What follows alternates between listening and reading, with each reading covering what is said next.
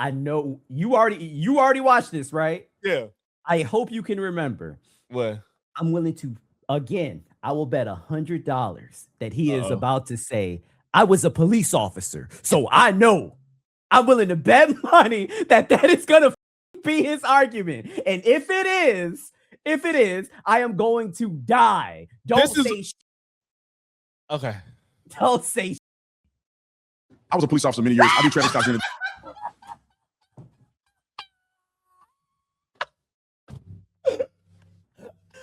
Hey, if you got OBS, I ain't got OBS. You need to clip it. I ain't got it. Oh, I don't have it. Dog, I know this man way too well, bro. Never met Donald Trump. Is systemic racism holding the black community back?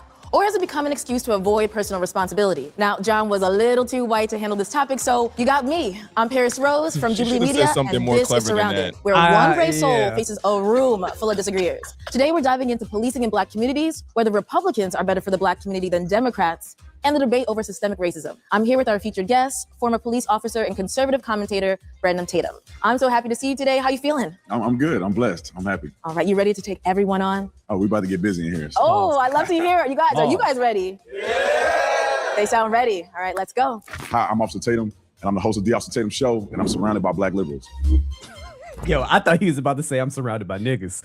Just so y'all know, I was trying to go to this Surrounded, and Watts could tell you, I'm like, bro, Surrounded is doing 1 black conservatives versus 20 black liberals. I said, I guarantee you it's Officer Tatum. He did. He called it.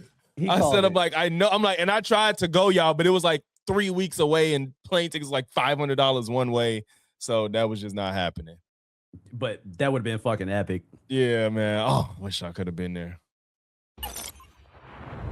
My first surrounded claim is Trump and Republicans are better for the black community than Democrats. Bro? If you'd like to be the first debater, get to that chair in 3, 2, 1.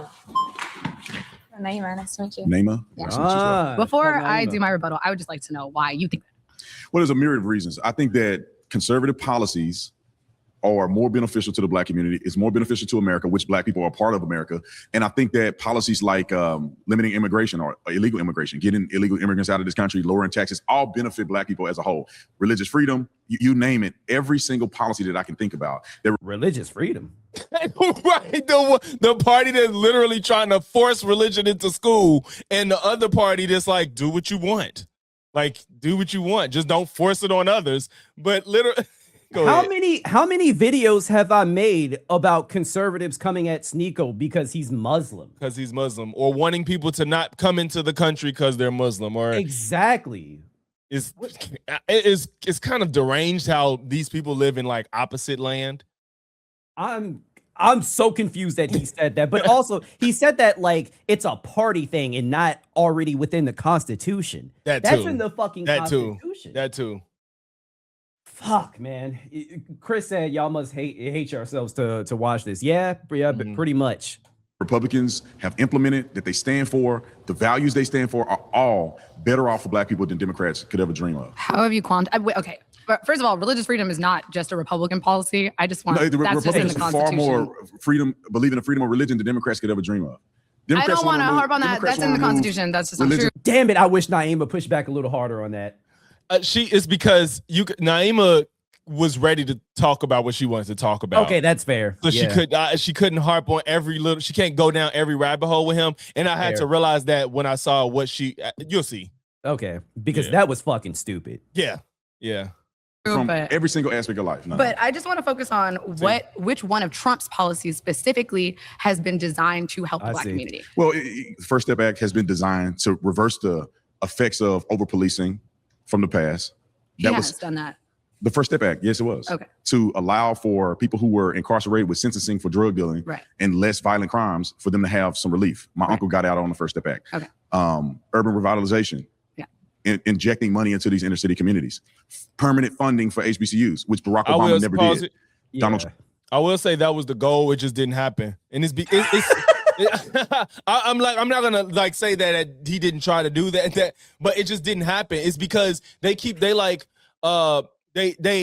incentivize you to build in like, inner city communities and urban communities that are probably run down, but people don't want to take that risk if you don't fix the city first. Like, it's like, build here and you get some tax breaks. So you know what I'm saying? But it's like, is it worth it? It's kind of like my business still might go down. So it's kind of like y'all have to fix the city's problems first for people to want to get there. But personal responsibility, like, it's just okay. So that's what it was intended to do. Yeah, that's what I'm like. Okay. That's why I'm like, he tried to do it. That's what the intent was, but it just didn't really manifest to anything.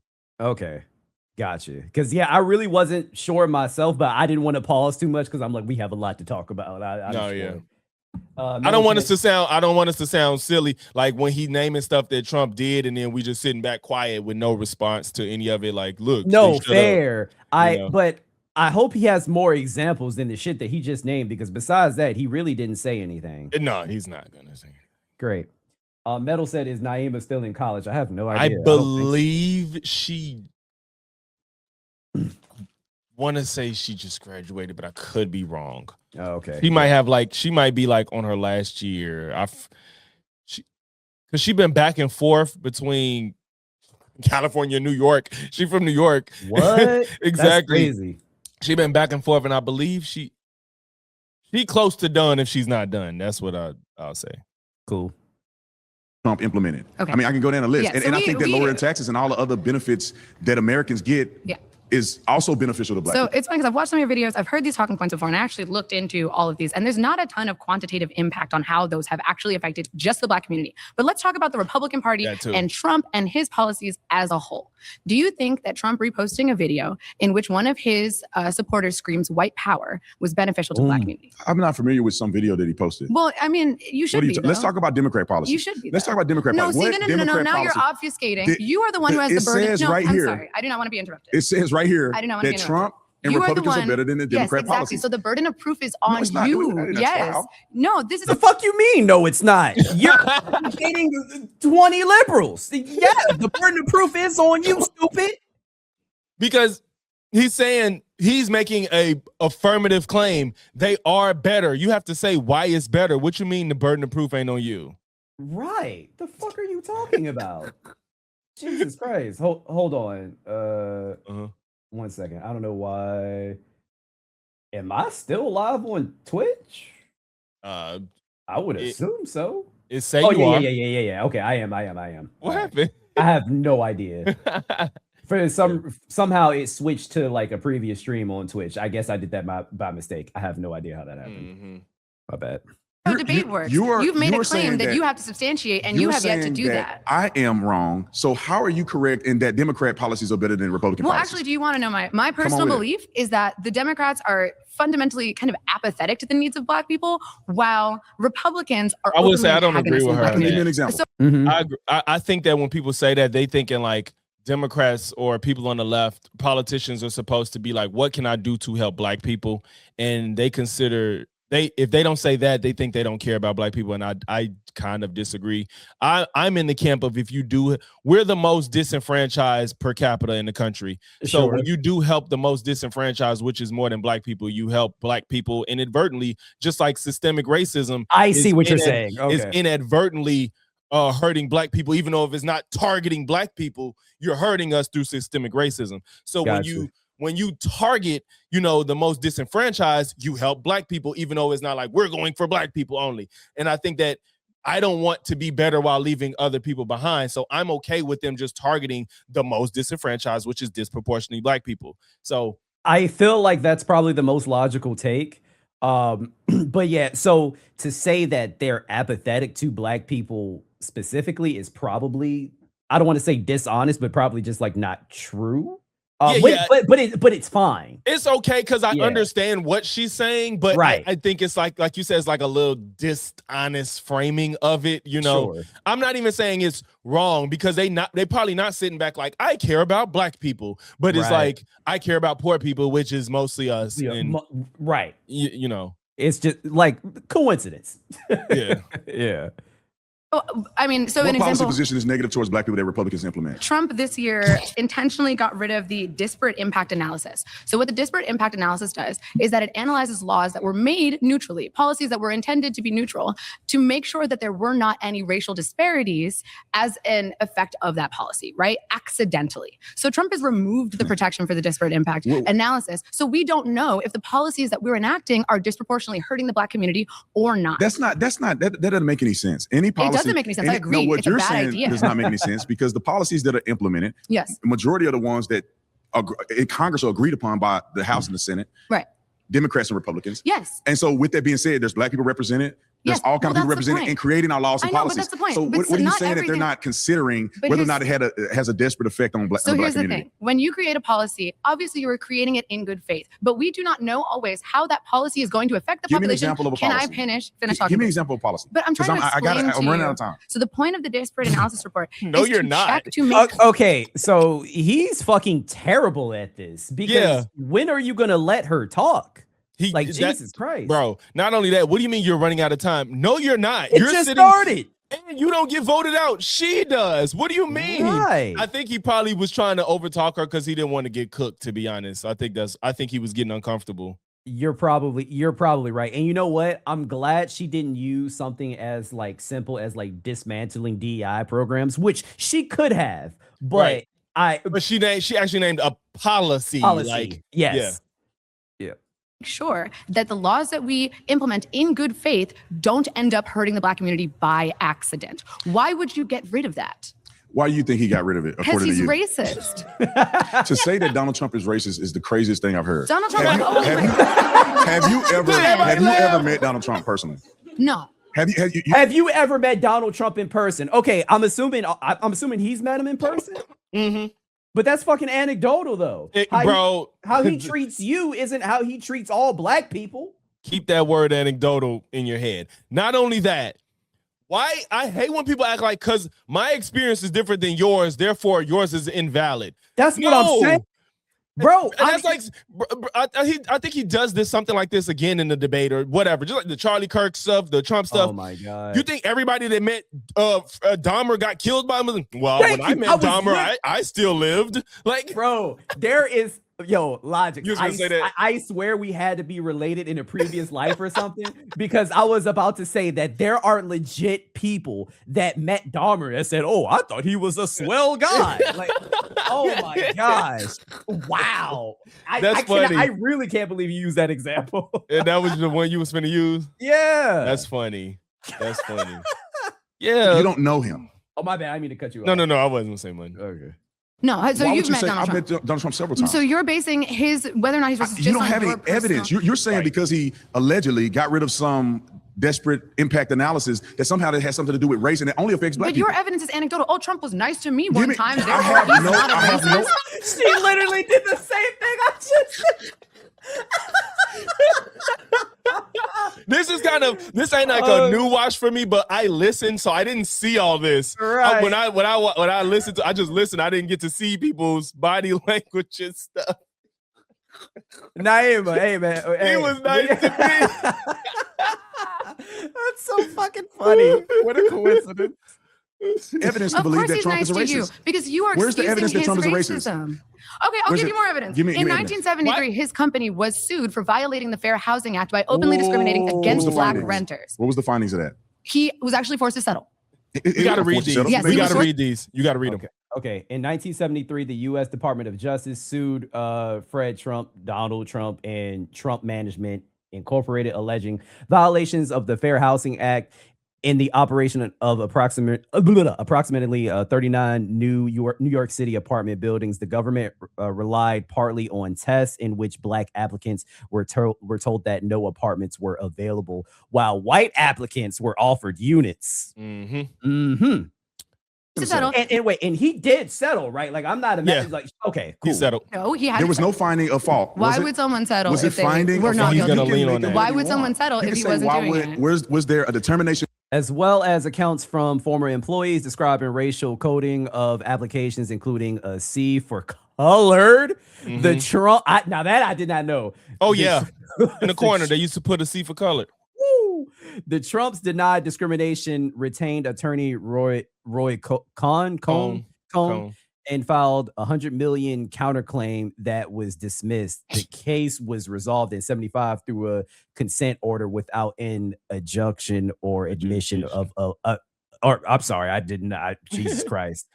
Or admission of liability. Okay. So, but I don't like that Naima saying if you settle, that means you're guilty, because that's not true. Right. I don't agree with that. But I don't agree with it either. Yes. So, but the C for color thing is true. They did that shit. That's crazy. That's all the evidence you need, in all honesty, because there's no reason to do that. And Tatum bitch ass is gonna sit here and be like, what happened? He wasn't found guilty. He wasn't found guilty. Bro, they put C's on black people's applications and was denying black people the ability to stay in these places. Why are you pretending like this didn't happen? And I just hate that. But you know what? I'm willing to fucking guarantee that if she did does she bring up the whole C on the application thing? I don't think so. Or if she did, she didn't harp on it. If she did. If so, I'm willing to bet money. If she does, he's just simply going to say, no, they didn't. I'm willing to fucking bet money. Or ignore it. Or completely ignore it. Or completely ignore it. Jesus. Yes, court that he was at fault. Also forced to. No. Was there determination in court that he was at fault? He settled, so they didn't have a determination in court. Damn. He got out of it. Yo, you see homeboy shaking? Yeah, and I'm. You notice though, they letting her get her shit off. I don't know how many surroundings you watch, but people be getting them out of there. They letting her get her shit off because they know she gonna cook him. I love, bro. It's so much camaraderie in this episode. Like the black folks is on a mission. They like, if somebody cooking, you let them cook. Like they let them talk. So thank God. No, I've watched a few, and you're right. Like sometimes they'll sit there for like a few minutes, and then they out of there. They be like, I want my turn. Yeah. They let them cook. Thank God. Settling, which is what you do when you are guilty, but you don't want to go to court. That's not the way. That is exactly what the point of settling is. Yes, you settle out. Yes. Okay, I know that's not necessarily true, but to be fair, they would use the same argument if the shoe was on the other foot. This is true. Yeah, they would, but I wouldn't do because like Michael Jackson settled, and I don't believe he did anything. Right. So I wouldn't. That's why I couldn't say that, make that argument. But I think it's fair to say it's enough evidence. My thing is, it's enough evidence to prove it without him settling or being found guilty. Right. It's enough. The C for colored and black people weren't able to rent there. So it's fucking insane, man. I still can't believe that C for colored is crazy. Yeah. The dissent decree, which they agreed that he would implement certain things in his organization. There was no fault granted. They did not prove. What were the things that he had to implement in his company? Recruiting. It was a form of it was that I think you're thinking about a different lawsuit against the Trump administration. He had to make sure that they have job applications available to minorities. No, this wasn't about jobs. This was about the Trump Corporation, the real estate. Right. Yes, they violated the Fair Housing Act because maybe we talking about something different. Well, there were 2 times he was sued for racism. I only know of one time. Yeah, well, we should learn about the other one because it was bad too. Yeah. I don't think you know what you're talking about. I don't think you know. The dissent decree, which is just why would he say?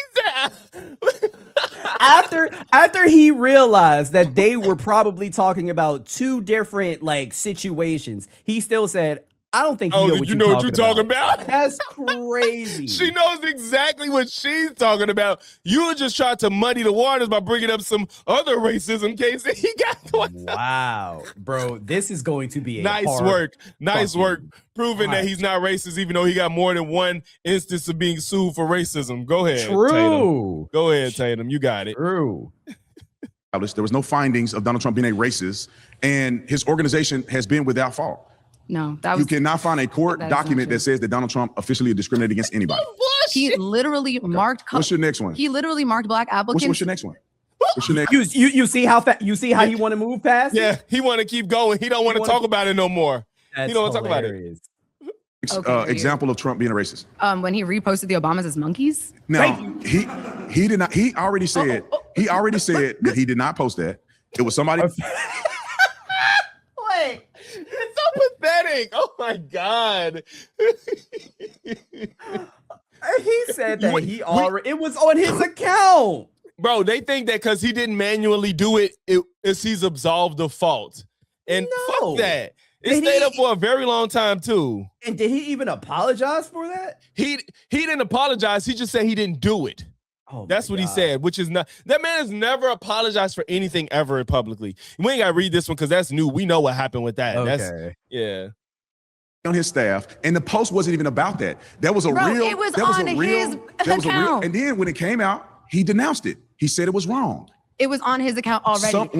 Okay, nah, bro. He needed to apologize. They said fake outrage. I didn't hear them say fake outrage. He kind of just tried to brush it over. It wasn't like he did not apologize. He just said he didn't do it. Crazy.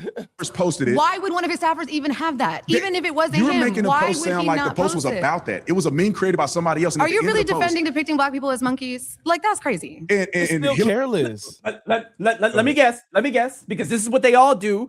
So and so was a pig. So and so was a bird. So and so was this animal. I am willing to bet all the fucking money in the world. That's crazy. And Hillary Clinton was a pig, and it was all kind of people depicted as animals. It wasn't just about Barack Obama. Did Donald Trump make the video? Has any other president done that? Did Donald Trump make?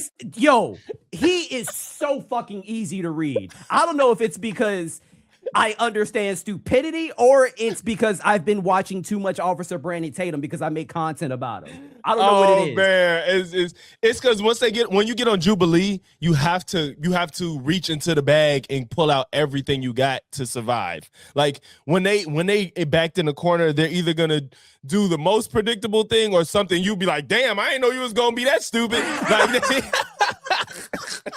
they're not gonna come with anything that's like, oh, wow, that's actually a good perspective that I've never heard before. You're never going to get that from a conservative on Jubilee, ever. It's going to be reaching in the bag for the most pathetic excuse or some wild-ass shit that you've never even heard be defended. Well, that's going to actually happen in this, too. You probably saw the clip already. You're going to hear something you ain't never heard before in your life. Oh, God. All right. You probably saw the clip of it. We're only 8 minutes in, dog. Okay, let's go. Fuck. The video. Has any other president done that? You're blaming him. Did Donald Trump make the video? Sure. I don't know if he made it, but it doesn't matter. It's about what he posts. Did he denounce what they represented? If I posted... No. Did he? No, he didn't denounce it. He didn't denounce it. He just said he didn't do it. Something that said, kill all of X people. That's what I believe, no, right? It's not true. Even if I didn't type it out that's not true. Put it in Canva and then post if it. Somebody... Huh? What do you mean it's not true? No, if something is posted on my page, I have to take responsibility.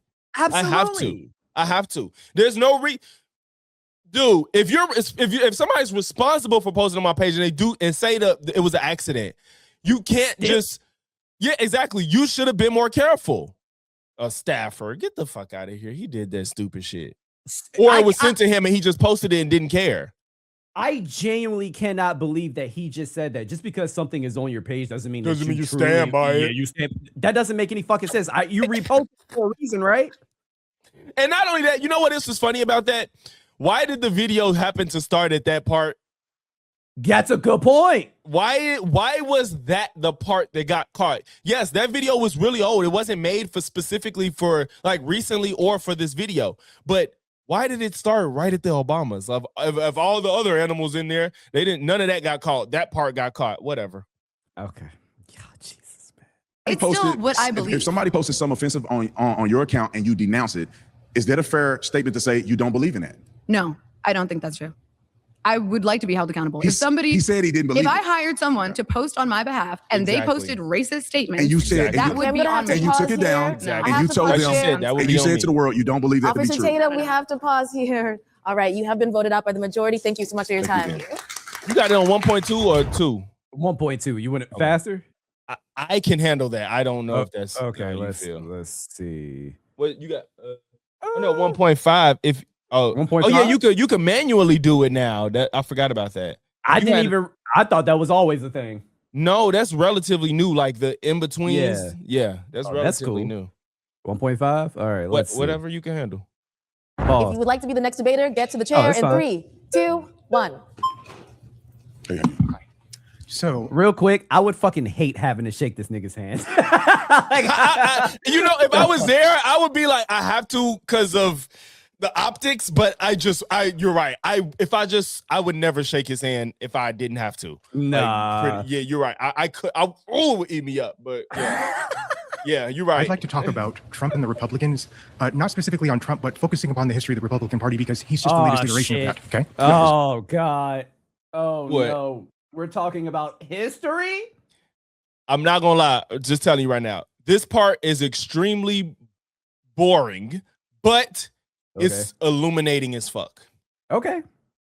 So, the Republican Party has a proven track record of giving platforms to sellouts who promote a message that harms black people. Who is that? Who is the sellout that you give me an example? Well, there are actually quite a few, but I'll start with the let's start with this premise. The first black legislators. Right. The first black. Talking about you. Bro, you know exactly who's the sellout. Nigga, we know we hear of you. But I'm gonna tell you right now, you could just let him cook, but just read the fact checks. Because I got nothing to say for what I can't butt into this conversation. Cool. We're all Republicans. Right. So let me explain that to you. Is that a fact pattern? Right. Yeah. So basically what happened is the last of the radical Republicans, which was a segment of the Republican Party that passed the 14th Amendment, all of the amendments that gave black people the right to vote and ensured that slaves would not be disenfranchised. He died in August. No. Black people, Republicans unanimously voted. He died in 1868 when the 14th Amendment was passed. And then guess what? As a whole, right. voted unanimously. No. Democrats did not. Right. But guess what? After the radical Republican faction left Congress, they were a historic. No. That's a title. They were historic. Who was the radical Republican faction? They were a segment of the Republican Party Name one. Thaddeus Stevens. He's an example. They are the ones who created the Freedmen's Bureau, which was designed. Yeah, shut the fuck up. Name one. Thaddeus Stevens. That nigga ain't say shit. He had nothing to say. I love that part because he did not know he was going. Because first of all, that's the type of shit that they do when they know they don't know something. They just, you give me an example. And then you give him one, he ain't got nothing to say. That lets you know what they really think or what they really think about black people, because he really thought that he was probably just talking just to talk and he wasn't going to have any type of example. He thought that he was stupid. And mind you, Tatum is the one that doesn't understand this what's finna happen. Which doesn't make any sense, because if you don't know what he's talking about and you don't understand it, how about you just shut the fuck up and listen? He can't do that. He gonna look bad. He can't do it. That's what happens when you just go into him and fucking Dave Rubin. I just can't fathom why they even chose to do this. They cannot do this. I don't know why they did. I don't even think I could do this to an extent. Like be the questioner. Thing. Yes, I would never. No. Not never. I ain't gonna say I would never do it, but I guess I would choose my topics wisely. That's what I'll say. Sure. To assimilate ex-slaves into the national citizenry. After they left, the Republican Party constructed an oligarchy, which we call the Gilded Age, and in which we saw the fate of black people decline. Black home ownership decline. Black voting decline. The radical Republicans were a faction of the Republican Party during the Civil War and Reconstruction, committed to abolishing slavery and securing civil and political rights, including voting rights for black men. They did not disappear in 1868, although their influence declined during the early 1870s. Some remained active into the mid 1870s. Brother, I had no knowledge of the radical Republic. Exactly. Like none. To me, I was thinking he was going in the direction of the political ideology switch, but this is not even that. Is he a historian? He's a history teacher. Oh shit. Okay. Yeah. All right. Well, that makes sense then. Mm-hmm. I fact check you on all this. Of that. The Republicans unanimously voted. No, not after that. The Republicans unanimously voted for the 13th, 14th, and 15th. Yes, under the leadership of the radical Republicans, and they were progressives. Unanimously voted for the. During the Gilded Age, the Republican Party increasingly emphasized industrial growth and business-friendly policies, but the destruction of black voting rights, in the South was carried out principally by white democratic governments and allied white supremacist groups through violence, intimidation, fraud, and disenfranchisement laws, aided by federal retreat and restrictive Supreme Court rulings. Okay. So I'm wondering now. I don't know why. Maybe they're gonna go after this. They need to put the context of these are before the ideology switch, right? Is it like, because that's misleading if you just say it like that? No. You're right. Because I thought he was going in that direction initially too. So just reading this, I kind of already assumed that makes any sense. Yeah, that's fair. But say somebody doesn't know any of that. If you don't know that history of the ideology switch, and you just read the Republican Party, basically you're reading the opposite of what you see today. It's kind of, if you don't know that history, but maybe they'll add it. I don't know. Shut your ass up, Chris. Yeah, that's basic knowledge. Shut up. wait, we didn't know about the radical Republicans? That is not basic knowledge. That's not basic knowledge. That's not basic knowledge. Shut your ass up. Shut it up. Civil Rights Yes, Act. and then after the radical Republicans left, they stopped doing that. When did the radical Republicans leave? You saying the radical 1868, the last person died. That's Yes. not true. It is 100% true. Because Now, the Republicans unanimously let me get voted back to for what I the was Civil saying. Rights Let me Act. get Historical estimates also indicate that black home ownership rose overall from about 8% in 1870 to 24% in 1910, despite severe discrimination. That's actually a pretty good increase in a short amount of time. Mm-hmm. Yeah, what's that? 40 back to what I was saying. Yeah. 50. You're bulldozing and you're steamrolling. God damn. Republicans did not vote unanimously for the landmark Civil Rights Act of 1964. And that's what he was leaning on the whole time. The whole time. While a higher percentage of Republicans voted in favor of the bill than Democrats, a significant minority of the GOP opposed it. In the House, about 80% of Republicans, 138 to 34, supported the measure, and in the Senate, 82% of Republicans, 27 to 6, voted for final passage. Jesus Christ! So yeah, what the fuck is he talking about? Do you think he watched his back and looked at the fact checks? I know. I wonder if maybe they talked about it in the follow up. I don't know. I gotta. But you know what it. though? I don't know when they record the follow up. So if the follow up was recorded before the episode was released, I don't know. Depends. Yeah. Okay.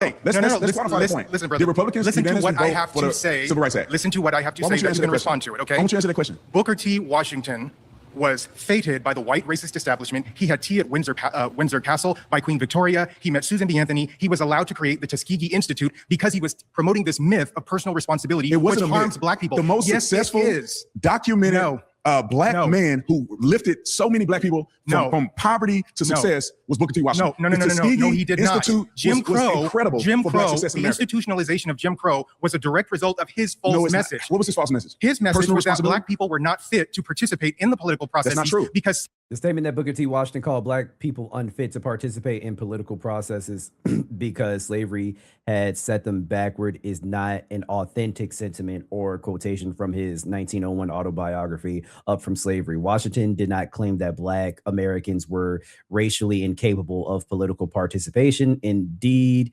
he supported voting and opposed racially unequal suffrage restrictions. Okay, so this is a fact check on him. Mm-hmm. Right? Gotcha. Yep. Okay.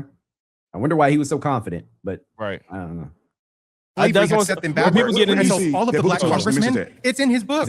When people get in these settings, bro, they just have to defend everything, even no matter how wrong it is. And it is kind of like, it's kind of messed up, but people's egos can be, you know. Some people be humble, but it's rare that you see somebody be like, just take the L. Rare.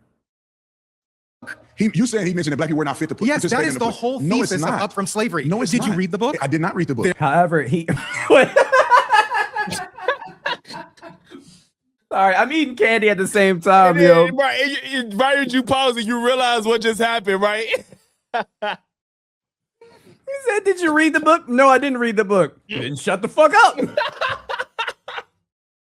I really wish he said that. Right, that would have been such a nice clip. Oh, bro, please read this. I'm choking. However, he advocated a gradual strategy. This is continuing for Booker T. However, he advocated a gradual strategy centered on vocational education, economic independence, property ownership, and character, believing that fuller civil and political rights would follow over time. W.B. Du Bois condemned this bro, I've never seen this word.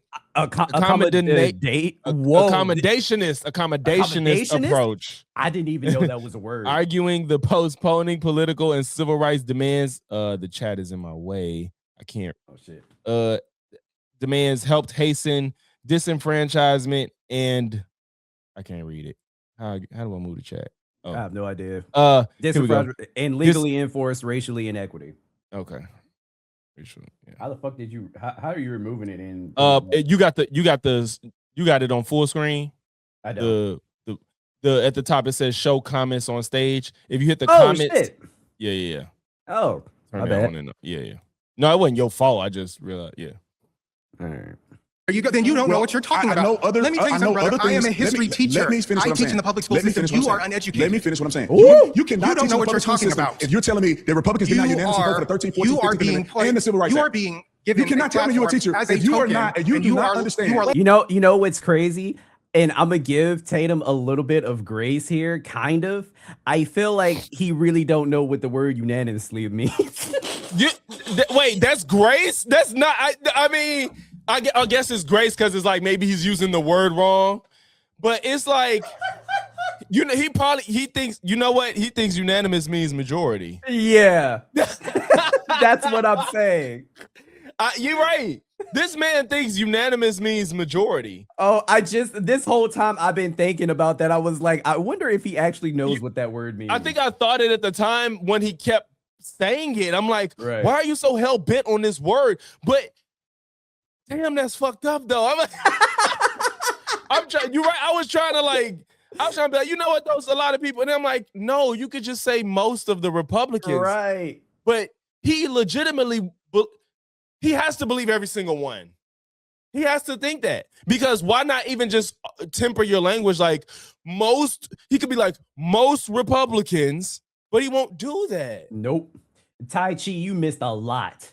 In a little bit of time, in a little bit of time, but you missed a lot. But you here, man. Oh, man. Also, so we're clear, Bone Dragon, we know that the political ideology switched. We said that. We were talking about the radical Republican sect of the parties. We didn't know nothing about that. I just didn't know that was a thing. Yeah. And that what he said, like 1860 or something like that. It was, yeah. Guys, do not talk over each other. We can't hear anything either you're saying. He's not allowing me to make a single point. Because I'm making points. Because you're afraid. Of what? Of the truth. I just explained to you. When you earn a living off of lies, you are afraid of the truth. Yeah. The idea that Republican policies benefited black people, and that is not true. I just gave you Republican policies. No, let me give you an example. What policy did he give that benefited black people? Did I miss it? No, because they didn't talk about that at all from when he sat down. Okay. I was like, there's no way that he's mentioned anything. But all right. Examples that they've heard. Chris, what's irrelevant? During the Hoover administration, 43% of the black people who were employed in domestic work. And the reason for that is because they were shut out of truly gainful employment. And the segment who was hurt the most were black men. Black women could get jobs as maids and things of that sort. But black men, any job that gave them the opportunity for social dignity, value, and worth, they were systematically denied. And a lot of it had to do with Booker T. Washington's message. Now, guess what? Booker T. Washington's message has been harmful. That I have. You have not read portions of his message. No, read the whole book. I will read the whole book. But you cannot sit here and tell me that Booker T. Washington's message was disenfranchising black people. And guess what? That's not true. Guess what he acknowledges in his book? So the Tuskegee Institute was detrimental to black people. Guess what he said? No, was it Tuskegee? Yes, it was. And let me tell you why. He acknowledged that the people in Tuskegee, Alabama, the white community there, only allowed him to create that institute because he assured them he would not be teaching them anything that would lift them out of domestic status, anything that pertained to higher education, any knowledge of their history, or just the humanities, anything that white people took for granted in normal universities. It was designed to keep black people oppressed. That was the point. Up from slavery. Booker T. Washington had a message of black success and personal accountability and responsibility. And he did not depend on the government to do the things that black people he did deny on the government. He did not. Yes, he did not make his mission and his plan to say that black people should depend on the government. This is the lie for everybody who is listening to me. The lie is that black people should focus solely upon family and their economic status and ignore agitations for social equality. No, and he actually says in that book that agitations for social equality are the extremist folly because black people are not prepared to be social equals to white people. He actually says that has been the program of the Republican Party ever since then. That's a lie. And now, guess what else happened? So, if you didn't read the book, you can't fucking say it's a lie. Just so you don't know if that's true. Yeah, I don't. But you can even say like I don't believe that, but just to say that's a lie, and you didn't read the book and he did is crazy. He also could be wrong, but you can't say it's a lie. But you don't know that for sure, bro. But also, why not just let him talk? Why can't y'all take turns? Jesus Christ, bro! This man really doesn't let people talk. He really has a problem. I don't know what I think he felt like he got to talk over everybody to win, and it's annoying. Fuck. Why did the Democrats have, until Cory Booker recently, had the longest filibuster against the Civil Rights Act? Right. I'll tell you why. So basically what happened is prior to that act, there were a number of Dixiecrats who were the inheritors. I'll tell you, the inheritors of chattel slavery and then the Jim Crow era that took its place. Guess what? After those acts, the Voting Rights Act and the Civil Rights Act were passed. Unanimously by Republicans. Yet there was a 20 to 30% shift away from the Democratic Party into the Republican Party. And then, surprisingly, Nixon begins his war on drugs, which is a part of his law and order program. And guess what happens? Black people become 6 to 7 times higher to be arrested for drug abuse versus white people. They are mass incarcerating us, and it is directly tied to Republican policy. Okay, we have to pause here. You haven't voted out the majority. Thank you so much. Yeah. If you would like to be the next debater, get to that chair in 3, 2, 1. God damn. Damn. Damn. Shit. All right. Speed. See, I heard this, but I didn't see it. Shit. Sonic the Hedgehog ass nigga. Jesus Christ. Well, oh, you know what though? damn. It is sped up. It's sped up. I mean, it is, but damn. But that still was a lot because the reaction was still like everybody's reaction is crazy. So he clearly flew. Oh man. How you doing? Yeah. So your claim is that Trump and Republicans are better for the black community than Democrats. Yes. Okay. Bro, don't I he think look that like claim is he could patently be false. Muhammad Ali's son? Yes. Low key. Low key. It I just hit me. was like, he looked like somebody, and then when you He said it, looked like Ali. he does. He does. And let me explain why. Take the institution of voting, the most sacred thing that the Constitution protects, something that we need for elected officials to represent us. Okay. Repeatedly, Republicans have used the judiciary to discriminate against black people in voting. How? We have cases like Louisiana versus Calais. The recent case that in 2026 has caused all the redistricting crisis that you see right now. And when you see the effects of that for the black community, the Congressional Black Caucus is set to lose 16 to 19%, or it's not 16 to 19 members, 30% of its representation. Regardless of anything that you are saying communities should be This doing. nigga just looked like, well, what's wrong with that? Like, did you see that look that he gave? I missed it. Go back. Oh I my missed, god! I'm sorry. I missed Bro, it. No, you are Just fine. no, just tap left. Black community, the Yeah, Congressional okay. Black Caucus is set to lose 16 to 19%, or it's not 16 to 19 members, 30% of its representation. Regardless of anything that you are saying communities should be doing, you I told you. It's like, well, what the fuck is Problem. the issue? Oh my gosh. Oh shit. just to elect people to represent you to make those policy decisions. Yeah, but and you're, every- let me finish. okay, I'll let you finish. If you are erasing the ability for people to have that representation, and you're making it even harder to vote, like decisions like Shelby v. Holder, which makes it harder to eliminate discriminatory laws, or you have cases like Brnovich v. DNC, which are striking the ability to challenge laws that we think are discriminatory for mail-in voting. It's not good, and it's not reasonable to say that Republicans are representing black people's Let me interests. put this in simplistic terms. Voting is a sacred right. Yes. Right. And black people. Don't talk to him like he's fucking stupid. You are the one that's inept in all of these conversations. I'm imagining. He's honestly buying time. That this whole let me explain things to you is buying time. He could just jump into the conversation, but he wants to buy time. God damn, talking about something. Well, let me put this in simple. You don't have to. We don't have to be simple. It's look, the first few people that went up, you could tell they're obviously educated. Mm-hmm. They're not dummies. Were afforded voting rights, which we all should fight for. Having voter ID is protecting that sacred right that black people will make sure that black people can actually vote without being eliminated in their voting power by illegal aliens. This goes beyond. Let me go. Wait, my point. wait. Want to allow This goes way beyond illegal voter ID. aliens This goes to way vote in beyond. the elections. This goes way beyond And they voter want ID. You secure simply elections. don't want. They simply don't want people who are black to be elected. How is that possible? Because majority minority districts were created by the Voting Rights Act of 1965. That specific piece of legislation, which Republicans have repeatedly targeted through decades, has said, hey, there was history done here that harmed people, and as a way to make up for it, slowly over time, we need to designate specific areas, black populous areas, to have accurate representation And what of did the folks. Supreme Court rule? The Supreme Court ruled that, hey, actually, no, you guys don't need this representation. You cannot This do is it based unconstitutional. on race. Certainly, you You can. cannot- you cannot redistrict, you cannot do that based on race. You cannot deny black people from having the right to Black vote and people- represent themselves. let me explain. Because you have white people in Louisiana versus Calais. That's what the case Let me- is. let me- Okay, let yeah, pause me here. get some- Let this is- Officer Tatum speak. Okay, this is the problem here. You are assuming.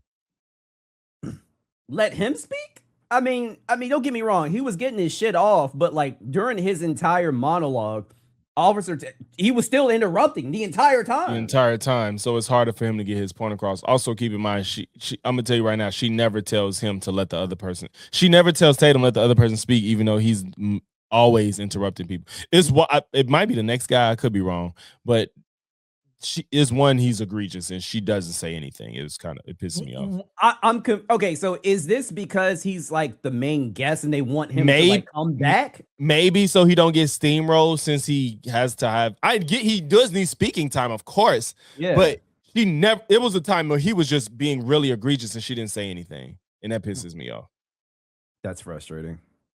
that black people can only vote for Democrats. I didn't assume yes, that. You are, because no, I didn't. Where did I say that? Because when did I say that? Insinuating that. I'm not because you insinuating cannot draw lines of demarcation. He said black people can't vote for who they the United want. States Constitution. They ruled that, which is why they had to redraw lines. Black people have a right to vote for anybody that they want that acts in the best interest of the black community or the community at large. It doesn't have to always be Democrats. There's a reason why there's a reason why black people vote for Democrats, and there's a reason why there's only five elected Republicans in Congress. Which is the problem in the black community today. The consistency of voting for these Democrats who ain't done nothing for black people and still haven't. We're to this day.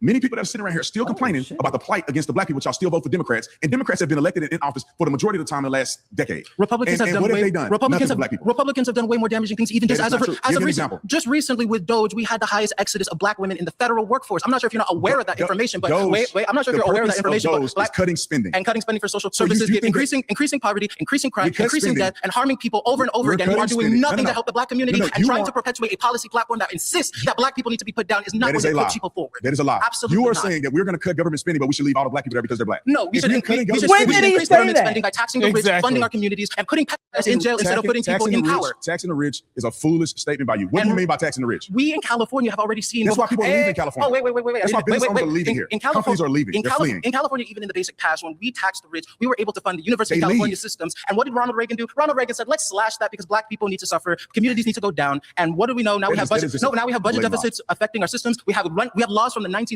still on the books affecting the rich. Oh, wait. It's a lie. We can talk about taxes too. Let's go. Are still selling black folks to this day. Taxing the rich they're not going to change the tax code. So taxing the rich is a myth. Would you benefit more financially if you left California? Depends on how I use my money because I'm a smart person. It doesn't matter about being smart because the taxes are out of control. I think money and how you manage it as your person. When we talk about person, it do matter how you spend your money. Because he's saying that like everybody in California broke and poor and destitute. Right. Like, yes, how you spend your money does matter. Like, I hate when they treat California like because the taxes are high, everything's bad. They make the most money too. It's all a scale. Just like that's why I'm not a fan of a federal minimum wage because every state can't handle it.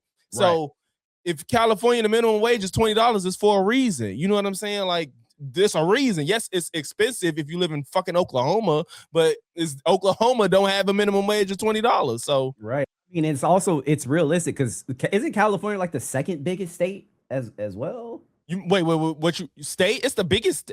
Wait, by size or population? Damn, that's actually a good question. California has the fourth biggest economy in the world, fourth or third. Okay, so that's I actually thought it was high. I thought it was higher about that. But than that, yeah. It's the fourth. I believe it's the fourth or third biggest economy in the world. Okay, I'm gonna double check it, but you go ahead. You have to pause it here. You've been voted out by the majority. Thank you so much. Pleasure talking to you. If you would like to be the next debater, get to that chair in 3. Pleasure talking with you, you lying ass nigga. 2, 1. Right. Nice to meet you. Nice to meet you as well. I wanted to ask, just in terms of him refusing to sign not only the Affordable Housing Act, but also refusing to sign the bipartisan 2024 bill when it comes to putting more money on our borders, right? Because you talked about immigration. Why would he refuse these acts if, in reality, if we put more money there, we would have more officers and less fear, and we would be able to actually have legal immigration streamlined more cleanly? Because the question is not, I'm guessing you're not against immigration, you're against illegal immigration. Or because Jesus Christ. What? These people hate immigrants, bro. He said, because she was like, I would imagine that you're against illegal immigration, not immigration. He was like, he didn't want any of them. Yeah. But also, is she referring to the bill that Trump? Which one is she referring to? Probably the border bill. Okay. I'm sorry, I don't remember what she said. I was typing. You're good. So I might have missed it. You're good. For the most part, I'm against illegal immigration, but I also believe we need to measure how much immigration we're actually allowing in this country when people in America have needs that we need to address. How do you measure that? We allow 1 million immigrants legally in the United States of America every single year, and we all in here care about the issues that go on in the black community. Yes. I would argue that black people need the financial support that we're giving these immigrants that are coming over here. I think it's not right. Illegal immigrants actually don't get federal support. They do get federal support. Illegal immigrants? Illegal immigrants do not fucking get federal support. That is a lie. And that's you ain't even got to read it because that's what the fact check is saying. And for him to even fight on this is crazy. It's crazy. It's like they got to keep. I wish this nigga was on the fact check Jubilee. So, yes. Oh, he was dead. Oh, imagine if he was on the fact check and he sat there trying to fight that. And if he ain't gonna get on. He probably too big to get on there. But oh my God, like come on. Why are you lying like this? Because they're undocumented. So how the fuck are they going to benefit? Like it's just the narrative that their side has to feed into. And I know people on the right, not a lot. I think Jubilee has a mostly left-leaning audience. I could be wrong, but I think it's mostly left-leaning. But if people, if you look at the comments, sometimes it depends. You know, I think it's left-leaning, but I know people on the right watch it. So what I'm saying is, when they watch it, he can't sit there and say undocumented immigrants don't get benefits because that's part of their lies to scare everybody. They have to lie about this, so he can't be on camera saying it while his dumbass don't know they're gonna fact check him later on. Fucking stupid, bro.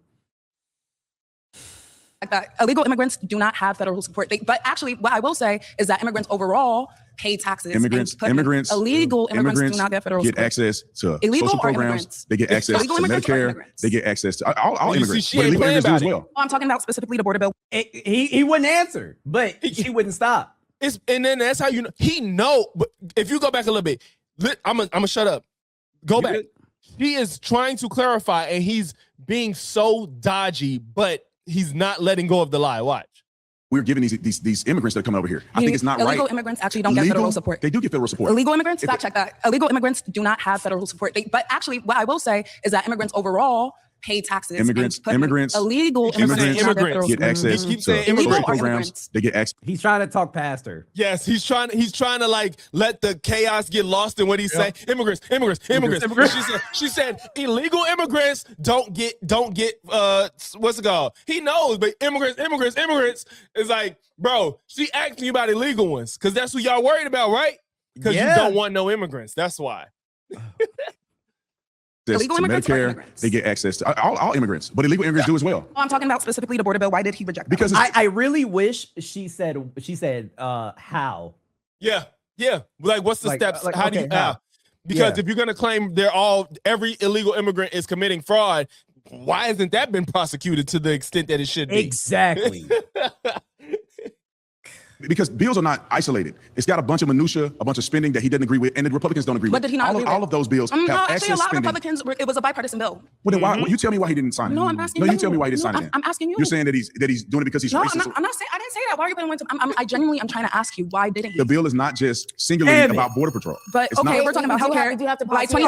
Oh my god! I know. I wish she had more time. That man literally got saved by the bell. Literally got saved by the bell. Literally. Shit. No, dead ass. I'm scared. Literally. I'm scared for his next claim. Because this is already bad. 10 million Americans are going to lose their health care. I'm so sorry. Thank you both now so much. Like, oh, that was good. She's like, oh, that was good. Credit score doesn't have to stay set. Y'all, see, if we was on YouTube, I'll play your ad, nigga. True. Claim number 2: police officers do more good in the black community than harm. I'm not gonna lie. I don't like this claim. I don't like them fighting it because I just wait. Why though? I do think net police do more good than bad on net. Like, right. I'd rather have them not. So no, I agree. So now I see why. Yeah, because this is kind of hard to argue. Yeah, it's because like they're police officers at the end of the day. Yeah. Because if I live in the hood, for example, I mean, and something like pops off, I'm going to want to call a police officer, like no matter what. Yeah. So that's why it's a tough claim to argue, but they have to. But so I just Okay. Do you know if they know the claims beforehand? Yes, you do get the claims beforehand, so you could prepare. Okay, cool. Good in the black community than harm. All right, if you would like to be the next debater, get to the chair in 3, 2, 1. I want to hear why you think that police do more good in the black communities than harm. Well, when you look at the functionality of law enforcement, meaning that the people who perpetuate crime in the black community are arrested by law enforcement officers, removing them from the community, removing the predators, the drug dealers, and all of that from the community, which is a good thing. And I cannot name other things that are harmful that outweigh all of the good that the police officers do. How did the police first come about? I don't like this argument. Exactly. Yes, bro. It's just not a honest argument. I don't like this. Is kind of similar to the Democrats were originally the racist ones. This is like the kind of the same type of argument. Yeah, it's the same line. It's the same argument. I didn't even think about that. Yes, it's the same argument. Yeah. I don't like. Yeah. Yeah. Be more Slave detailed. patrol. That's not true. Yeah, it's police, literally that's two different functionalities. Fact check it. It's the origins. And it's some truth to it. Slave patrols were a foundational precursor to policing in the South, where they enforced slavery by capturing escaped enslaved people, suppressing resistance, and policing Black life. In the North, modern policing grew from more night watch systems and port and city patrols. Northern policing was not racially neutral, however, as officers also enforced fugitive slave laws and other discriminatory controls over Black people. So it wasn't a lie, but I still don't like the argument, though. No, I don't like the argument, but it's the fact that Tatum pushed back on it so hard. That's not true. Sure. And it's some truth to it. It's not like a complete fabrication. Right. But, yeah. Origins of policing, slave patrols and modern day policing is completely different. The origins of policing within the United States of America derive from the slave patrol. They still use the same badges. That's not true. The stars on the. That's not true. The functionality of slave patrols and the jurisdiction that slave patrols have versus the functionality and jurisdiction of law enforcement is completely different. He's not saying the functionality is the same. Right. I just think with an argument like this, you're not going to get far with somebody like him.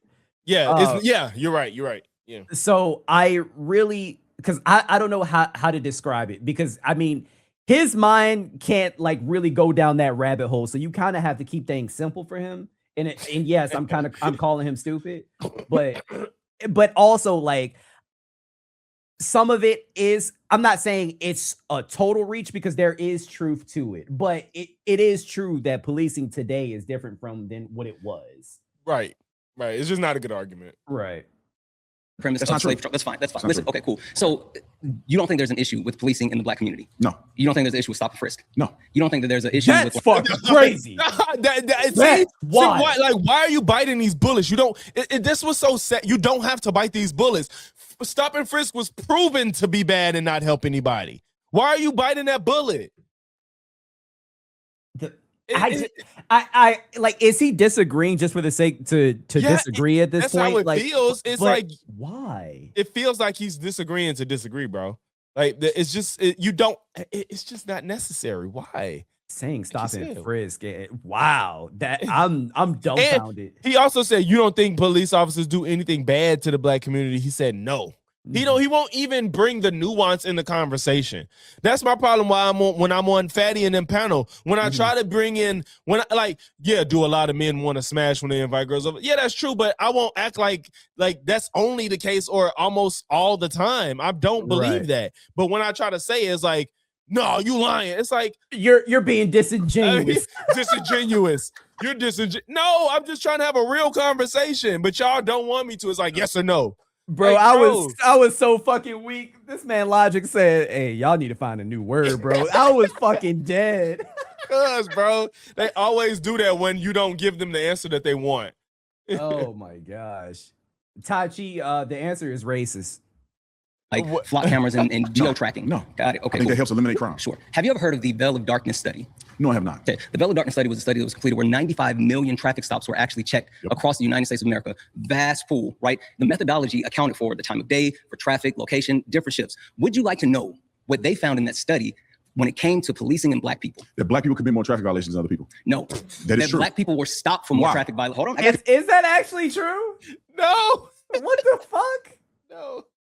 Did he just really make that up? He let it go. Let it play. All right. Because they commit more traffic violations. You don't know the study. How are you going to answer? I know what other studies and statistical data points show. Okay, then give me another study that actually. Sure. Let me finish. Let me finish. Over just because they see Black people driving literally, the Veil of Darkness study. The Veil of Darkness study that was done by Stanford and backed up by the CDC actually showed that what happens is during the day, police officers use racial bias because they can see people and they. You know this study? I'm going to finish my sentence. I don't. So this is one of the most popular studies people use to prove that systemic racism still exists because it's a really good study. It's like over, I think, 5 to 9 million traffic stops over a period of time.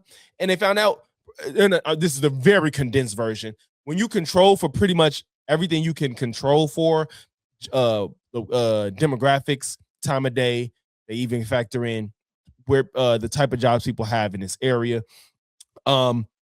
Daylight savings time, where you can see pretty much when it's harder for you to identify the driver, people get pulled over at the same rates. when it's daytime and you can see who's driving, black people get pulled over more. In a nutshell, that's what this study showed. I think it's 5 million. He's gonna say the number. 100 million traffic stops. It was close to 100 million traffic stops. Damn. And it was, once you can't see people, the numbers are evened out. And Tatum is sitting here arguing with him and don't know the study. He's like, no, it's not true. You don't have no evidence. He said, I know a bunch of other studies. And he said, present them. He like, it's a bunch of other, bro. Like, that's so, how do you support somebody like this? And then when you see them perform, how do you continue to support some shit like that?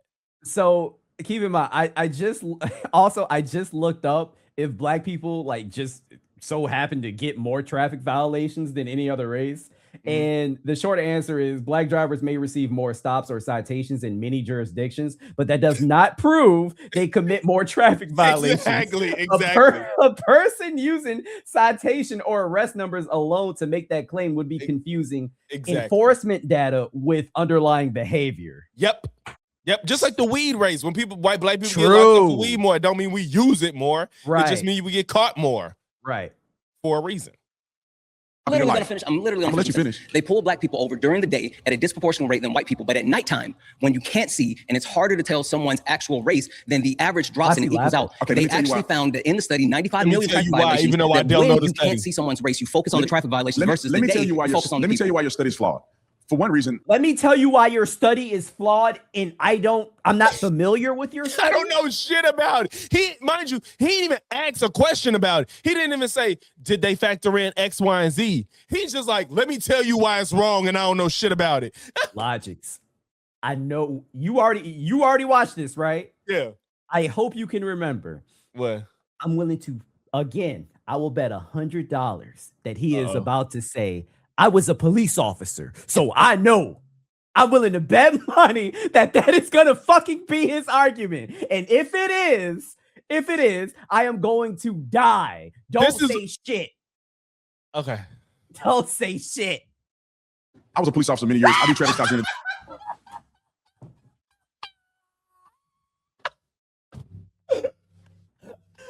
Hey, if you got OBS, I ain't got OBS. You need to clip it. I ain't got it. Oh, I don't have it. Dog, I know this man way too well, bro. I knew he was gonna say it, but I didn't know it was gonna be the next word out his mouth.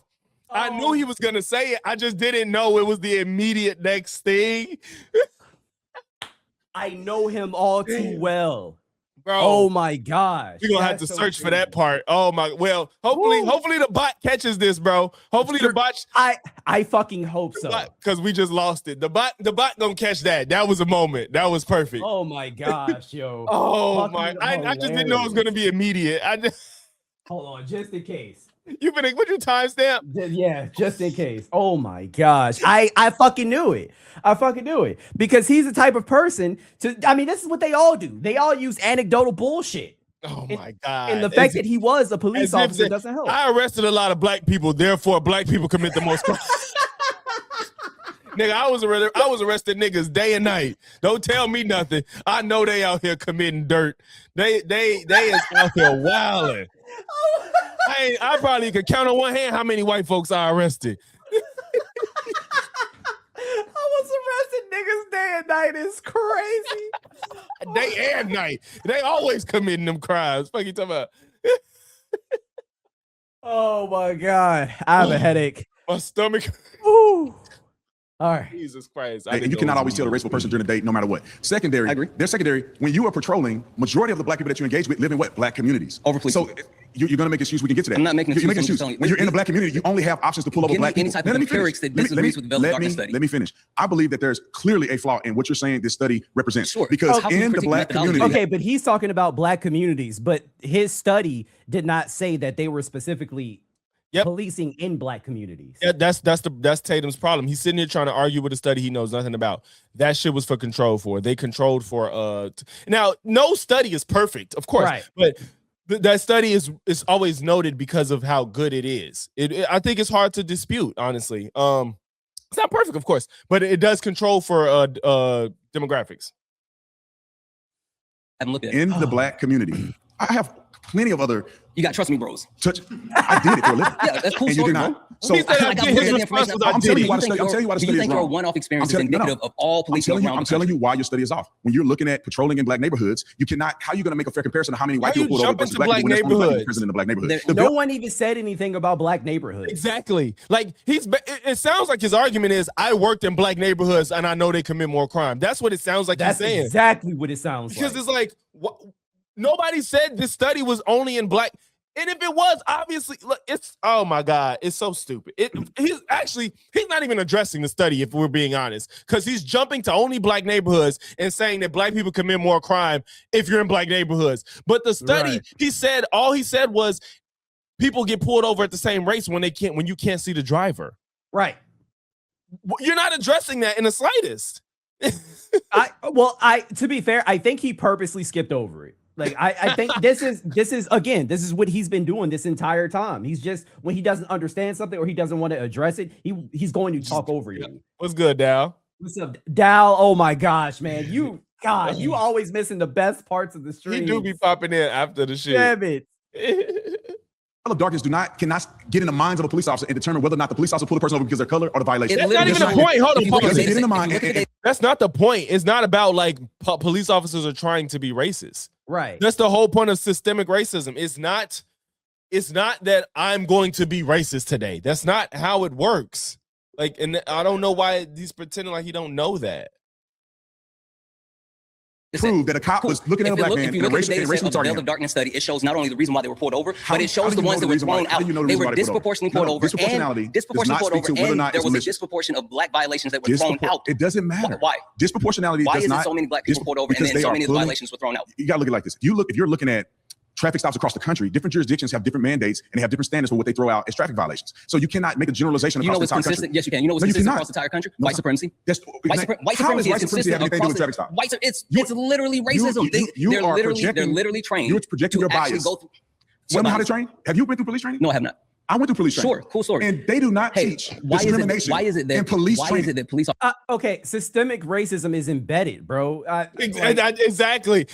They're not in he thinks that they're going to be, he thinks that Santana's arguing that they sit in the class and be like, hey, y'all go after the black people. That's not the argument. Bro, everybody would fucking be fired because that shit would get out. That's not what he's saying at all. Exactly. Fuck. Officers spend more time in black neighborhoods. They're committing more crimes. They're not. Yes, they are. Who Black commits flag, the most violent what's crimes going in on? America today? Per capita, black Not people. per capita, period. Black people do. No, white people. No, White men. that's- The newest complete FBI race by offense arrest data are for 2024 among violent crime arrests in the FBI's race tabulation. White individuals accounted for 52.7%, while black individuals accounted for 43.2%.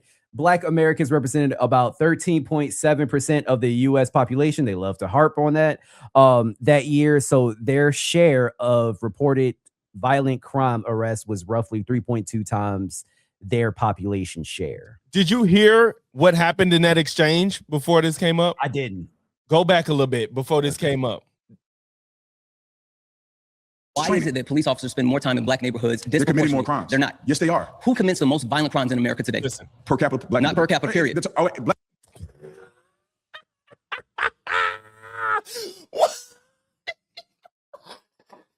Hey man, how much longer we got? Bro, we ain't even halfway through. I'll stay as long as you want to. But bro, can you imagine? Like, come on. He can't just roll with the conversation. Per capita? What you said, per capita?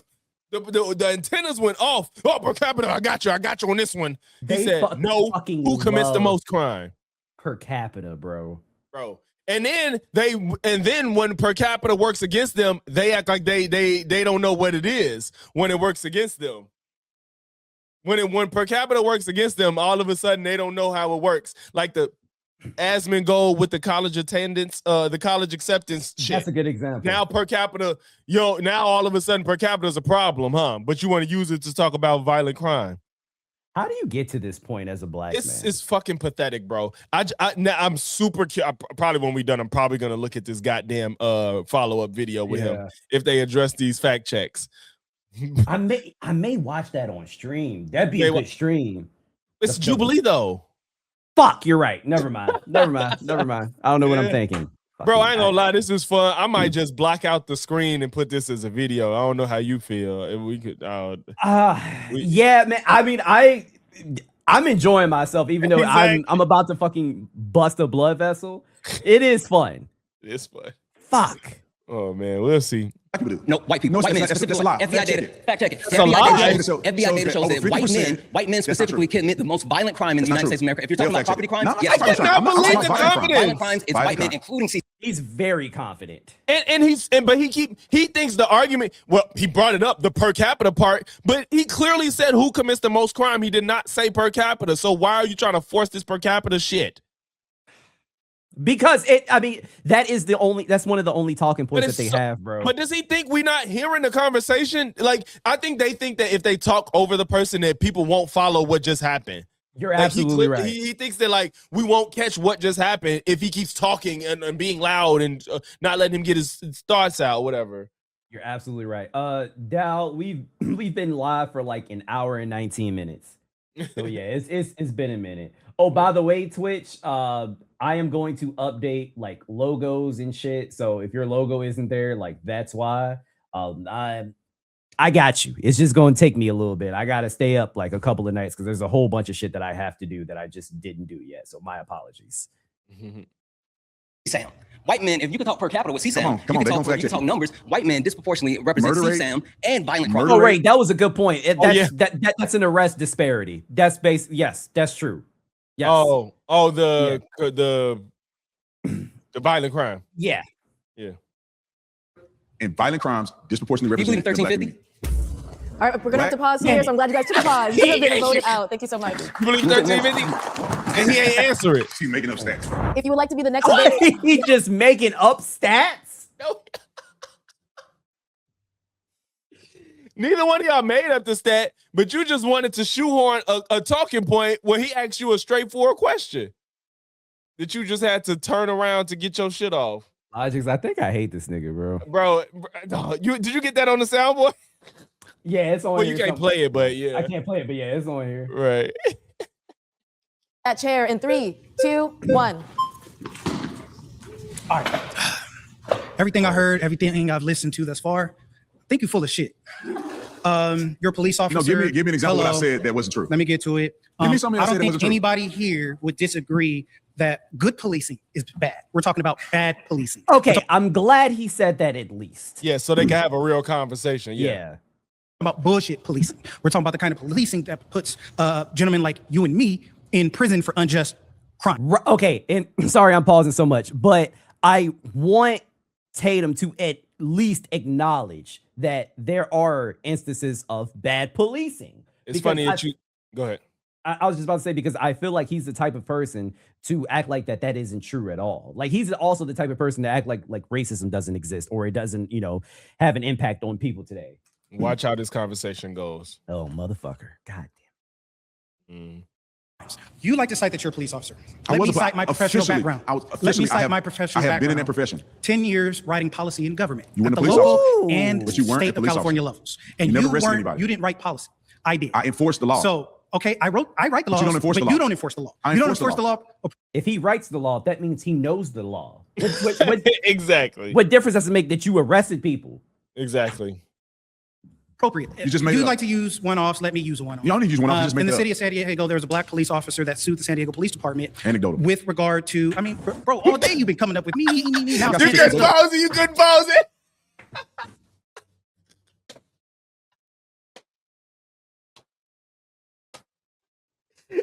Oh my God.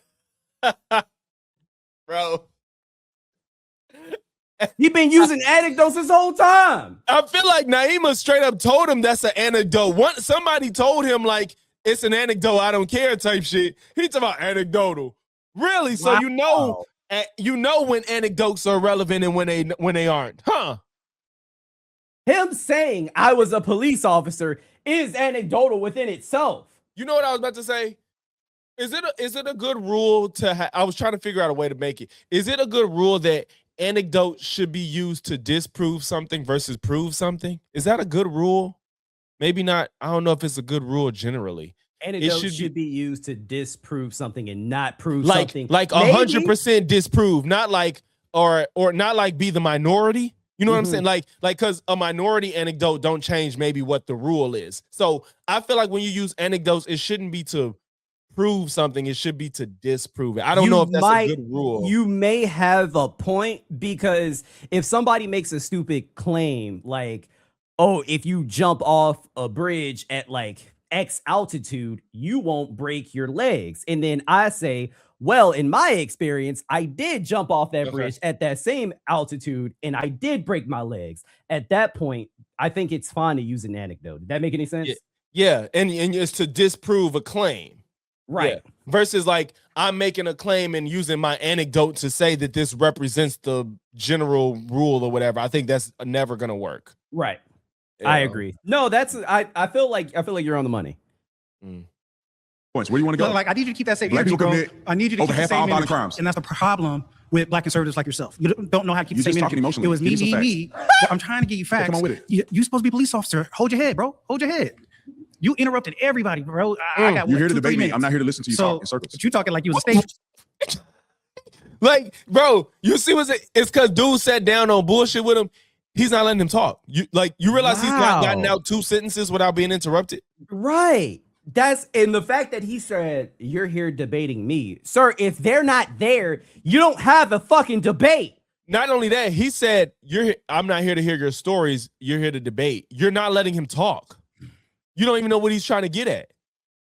And again, he shared his stories, his fucking anecdotes. How come no one else can? I really think that Naima said, I don't care about your anecdotes, I believe. I think it was. I think she said something like that. Yeah, Dow, he said anecdotes. What did he say? Are example. He said anecdotes are examples, basically, not to override facts, but provide balance to the conversation. Yeah, that's a good rule too. Yeah. Trooper, you was a Secret I know Service. I know cops all across the country. But I did too. I know policy. I know. I do too. I get your point. I know policy. I know all We're that. talking about policing in the black community. I want to hold policy you to account because police officers like you don't like accountability. So I want to hold you to account. I'm trying to get my story out, and if I can finish my story. It's not story time, man. The point is, police do more good. The point was, police do more good. The point was, with regard to training, the San Diego Police Department showed a video training officers of that department depicting black people as primary perpetrators of crime. That's not true. My last guy that was just up here, who commits the most crimes in America is white people. Name me the last black mass murderer in America. That shot up schools, malls. In the hood every day. Oh my fuck! Damn it! I could have guessed that one too. Fuck! I could have guessed that one too. Okay. Once he said it. Yeah. Wait. I'm willing to bet money on this too, actually, because there's still something that he didn't say, and I think he's gonna fucking say it. But to be fair, I feel like this is a simple one. He's gonna use Chicago as an example. Let's see. Don't say nothing. Let's see. I'm about to be 3 for 3. I'm Shohei Ohtani out this bitch. It has mass murdering. Shooting, bro. Go to Chicago. What's the definition of a mass shooting? I think you pre-watched this shit. I ain't fucking with you, man. I'm not fucking with you. You pre-watched this. I am good at this game. Watch you pre-watch this, bro. I'm not going for you. I'm not going for you. What you say? I'm not going for you. You pre-watched. No, I did not. I promise you I did not. Bro, you saw my screen. That bar would have been there. Oh, yeah, you're right. It would have showed up. But to be fair, Logics, they all use Chicago. Yeah. All of them. It's Chicago. You know what's funny about it? They go to Chicago when we don't have them. Look, per capita goes away. Per capita goes away when they talk about. That's what's funny. They don't talk about it's like Louisiana or Mississippi or something like that. Got the most deaths per capita. Per capita goes away at that point. Because if you ask me who got the most violent death, the most murders is probably a blue city. But it's the most people, so you know the reason. Of course. But they don't care about the per capita rate of. Actually, it would be well. Yeah, it would be the bigger cities. You're right. Just raw numbers. Yeah, you're right. Raw numbers. Right. So per capita goes out of the window when it goes against them. Y'all use it when it benefits you. But the difference between us and them is we can talk about per capita when it's relevant versus if you want to get rid of the most crime, you would get rid of white men. Like if you want crime to lower, period, get rid of white men. That's who commits the most crime. And keep in mind, when they talk about crime, they only talk about violent crime. Yes, and then they only care about violent crime. Then that too. They want to condense it so much, but they don't want to have a real honest conversation. Right. I know that black people commit a lot of crime per capita, and I can explain why, but y'all want to ignore the why. That's the problem. Right. Man, oh man. Mass shooting. What's the definition of a mass shooting? Shot. It's a mass shooting, according to the FBI. I can tell you to go to any inner city in the United States of America and go just this past weekend, and you've seen multiple mass shootings that occurred in that community. I don't know them by name. I can cite you Columbine. I can cite you Sandy Hook. You're talking about a shooting isolated at a school. We're talking about violence. We're talking about murder rates. Black people commit over half of all murders in this country. Is that true or not? No, they don't. It is true. What are you saying? He said over half. He didn't even say half. He said over half. That's why would you even say something so stupid so confidently? Bro, because he's panicked. And he was so mad at dude. He was so mad at dude because he said he was full of shit. Shit. Was it skipping for you? Okay, never mind. It's playing now. You said, was it skipping? Yeah, it was skipping for me, but it's playing now. I don't know. You were a little like laggy for like 2 seconds. Okay, that's probably what it was then. Yeah. Black people commit disproportionate amounts and over half of all violent crimes in this country. Okay, Officer Tatum, both of you guys, we have to stop here because you haven't voted out. Thank you so much for your time. Nope. If you would like to be the next debater, get to that hot seat in 3, 2, 1. All right, what's up, bro? I would argue that the resources, that the cost of hiring a police officer could be significantly better used in revitalizing the Black community rather than affording more cops. As you've seen in the city of New York, when they increased the amount of funding. I'm not sure if I like this argument either. Yeah. Because it would depend on the state as well, right? Yeah, so it's just I think he wanted to have a conversation that's not directly answering what the prompt is. I don't like when people try to talk about what they want to talk about and not the prompt. I hate that. They're putting in schools, when they increased having childcare for people, when they increased training for people to get jobs, they saw the lowest crime rate that they've seen in years. Right. This is where I think we can agree on. We got to walk and chew gum at the same time. As we see resources provided and crime go down, then we can begin to shrink the availability of law enforcement in that said community. You don't do one before the other. You can't just say, I'm gonna take resources from the law enforcement officers. Crime will go out of control. If I was to concede to your point, we need to see these crime statistics begin to decrease. Therefore, you can justify decreasing law enforcement. You cannot think that because you build a park, that somebody ain't gonna be shooting and acting a fool in the hood. That is a generational thing that's gonna have to happen. And right now, we still got people out today that don't give a F about a park. We've seen plenty of cases that people have built incredible schools, they built parks, roadways, availability to activities for people, and they still out here cutting up. And a lot of it is the way people are raised, the culture that people are embracing. And I would argue that Black people are embracing that wasn't even Black culture to start with. Those things need to be addressed, and they are the most detrimental to the Black community than even funding and defunding police. And I hear you, but I still agree that. All right, we're gonna have to pause here. I'm so sorry you have been voted out by the majority. So I agree because it wasn't a part of the prompt, really. Exactly, and it's like, no, bro, we not doing this, bro. we own his ass. I think everybody like, look, we not coming to no common ground with this motherfucker. No. We grilling him. We want blood. Damn. If you'd like to be the next debater, please get to the chair in 3, 2, 1. I just want to take a second to acknowledge that you're being roasted and you're being very polite about it. So thank you for that. I'm doing what? I say you're getting roasted right now, but you're being very polite about it, and I appreciate that. Oh, thank you for your conceding to my arguments. Okay. I wouldn't say that. Who the fuck conceded to his argument? Bro, that was such an awkward, I don't know what to say response. He didn't know what the fuck to say. That's what just happened. Not one person conceded to any of his arguments. But he said, he was like, you're getting roasted and you're being humble about it. Thanks for conceding to my argument. What? Okay. All right, bro. Okay, so you're familiar with broken window policing, right? I'm familiar in part. Yeah, just for people that don't know, it's just a uniform enforcement. In part, but you're the police officer. In part. Of both significant and insignificant laws, right? And I think we could both agree that there are laws in this country that shouldn't exist, right? Or just give me an example, because I can't concede to it if I don't know what you're talking about. Marijuana, right? Like in the state of Texas, if you're caught with marijuana, you can be a felon, right? I think we can both agree that that's dumb. But I don't agree to that. I mean, people vote on it and they'll pass what the majority believe. I don't agree to that. Sure. I think in some cases marijuana should be illegal. I think medical marijuana should be legal. I mean, obviously. Well, yeah, sure. But I just don't know why do you want marijuana to be illegal? I just don't understand. I don't understand either. I will never understand that argument. Like ever. if you want marijuana if you're okay with marijuana being illegal, why don't you want like cigarettes illegal? Exactly. I feel like cigarettes are way more damaging and harming than to yourself and others. Like it's just like I don't get why you would want weed illegal. Like it's so weird. A part of me hates that he brought up marijuana. It was a great example, but a part of me hates that he brought it up because he's probably going to fucking harp on this, Officer Tatum. Marijuana, but I think we can both agree that if you have like a felony conviction, that stunts your ability to earn and provide for your family, right? Yeah, you knew that before you committed the felony, right? Yeah, but like I think certain laws. Well, first of all, you're talking felonies. You're not talking misdemeanors. Felonies are very intense things that you do that cause you to get a felony. It's not just having weed on you. Not exactly. But that's why he said there are some laws that shouldn't exist, bro. Yep. Like that's the whole point. Yep. And also for somebody that uses anecdotes, he doesn't think about anecdotes in other situations. Because what if I'm in a car and somebody was with me that had weed on them, but they dropped it in the car, and now you in trouble. That's what I'm saying. Yep. Because if you're caught with a wax pen, right, that can be considered a felony equivalent to if you had like cocaine or something. Depending on like what state you're in. Yeah, But if that's the case, but you know that before you know that before you do it.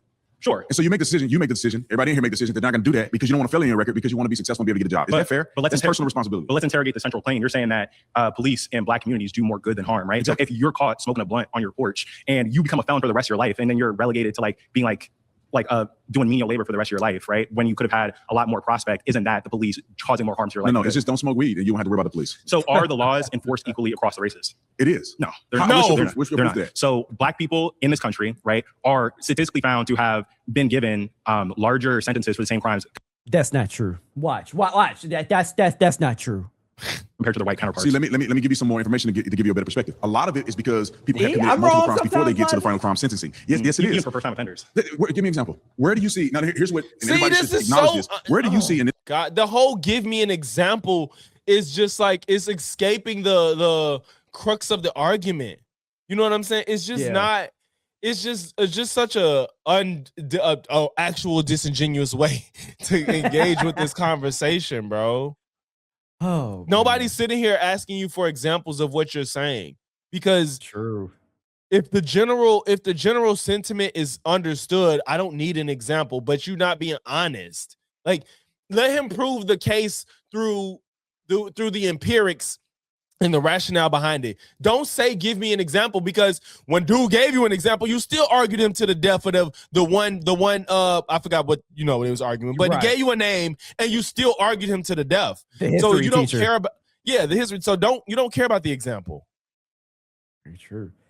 Dow said Logic's, what's that woman's name with the twist? Naima. This country, this judge gave a white person a different sentence than a black person in that same courtroom. Statistically, you can still see that minority offenders are given harsher sentences for the same crimes compared to the white. And a lot of times it's because they already have previous charges. I'll give you an example of. Okay, now that's a fucking lie. What? I'm sorry, I missed it. What happened? So he said. So a dude made. Hold on, let me just rewind it back a little bit so I don't misspeak. And everybody should acknowledge this. Where do you see in this country this judge gave a white person a different sentence than a black person in that same courtroom? Statistically, you can still see that minority offenders are given harsher sentences for the same crimes compared to the white. Right. He said minorities are given harsher sentences, and Brandon Tatum basically said that's because that they already had an offense. That's not true. What? Right. That's not true, because that's been studied too. He don't know. He don't care. That's been studied too. A lot of times it's because they already have previous charges. I'll give you an example of people that's in my family. Two people that I know. Again, anecdotes. Anecdote. But he doesn't like other people to use them. And he literally yelled at that man and said anecdotes. Oh my crazy. God. Oh, he's so disgusting, bro. Wow. He's so disgusting. In my family, got 20 years in prison for armed robbery. 25 years in prison for armed robbery. The reason he got 25 years is because he had already committed a robbery. He got 5 years before that. Another one of my cousins got 75 years in prison for shooting 3 people. The reason he got 75 years and that nigga locked up. You know what's crazy, bro? I'm not gonna lie to y'all. I'm not gonna lie to you, bro. When people tell me about anecdotes that don't help, whatever, if the conversation don't need an anecdote, I ignore it. I'm not gonna lie to you, bro. I swear to God, I tune out. I swear to God, when I was debating Shorty, she gave me anecdotes of shit. I swear to God, I didn't listen to any of it. I was like, I don't care because I don't want to entertain it because it's irrelevant. I don't care about whatever you dealt with because it's never going to prove whatever the fuck we talking about. I literally tune out so I don't have to respond to it. I'm telling anybody, if you debate me and you give me an anecdote that don't prove, that doesn't bolster your argument because 9 times out of 10 it won't, I don't listen to it. I truly don't listen to it. I don't care. Okay, well, I would say saying 9 times out of 10 is a little... I would say it's probably not true, but you debate a lot of Republicans, so never mind. Yeah, I mean, like I said, I'll listen if I think it can be relevant. If it's relevant, I'll listen to it. But this one trans person tried to touch a kid. I don't care. I don't care because it's not representative. I don't care. I'm not listening to this of the entire group. Yeah, I don't care. Get that because he had already been a prohibited possessor. He was already a convicted felon, and he had drugs in the car. Those contributing factors is what lead many black people who already have a criminal record to being sentenced at a higher rate. You cannot find a judge that gave a black person a higher sentencing than they gave a white person. If you find how the fuck did they find that data? Also, where's the fact check? I know. I wish they gave the fact check on the because that's been studied. The whole they factor in your history, criminal history. On that judge, I think everybody in here will be against that judge, and I would march and protest a judge that we can find doing that. You won't find it. You would march for a black person? He a fucking liar. He a fucking liar. You ain't marched for Floyd, nigga. That wasn't right. No, he was on fentanyl. He died of fentanyl. Logics. God. All right, we're gonna have to pause here because you've been voted out by the majority. Thank you so much. If you would like to be the next debater, please get to the chair. In 3, 2, 1. What's up? What's up, bro? What's up, man? How you doing? Good. Let's have some fun. Oh shit! He actually dapped him up. Oh, wow. I missed the dap. You ain't got to play it back. No, I ain't think Tatum was capable of giving. I thought he just always gave. You mean like it was a cool nigga handshake or it was like a dap? No, it was a cool nigga handshake. Oh, okay. Yeah. It was the bop. I want to approach this from a place of curiosity because the thing that troubles me about a lot of the way you structure your arguments is that it seems to suggest to me that you perhaps believe that there's some moral deficit that black people have that inclines us to commit more crimes. I guess my question is, what do you think that moral lack is? I don't really think I don't think it's a sweeping generalization that every black person somehow. I'm gonna do it again. I'm gonna do it again. What's this one? So he is basically asking Officer Tatum if he thinks like black people like basically have some sort of like moral dysfunction within them naturally, right? Mm-hmm. First of all, he's probably going to say it's the culture at whole, I imagine. And the main thing that he's going to say, and this is another Republican talking point, rap music. I am telling you, bro. I'm fucking telling you. I know this nigga Logics. I fucking promise you. I promise. Don't say shit. Please don't say shit. I'm not saying anything. I missed one. Is born inherently evil or inherently a criminal.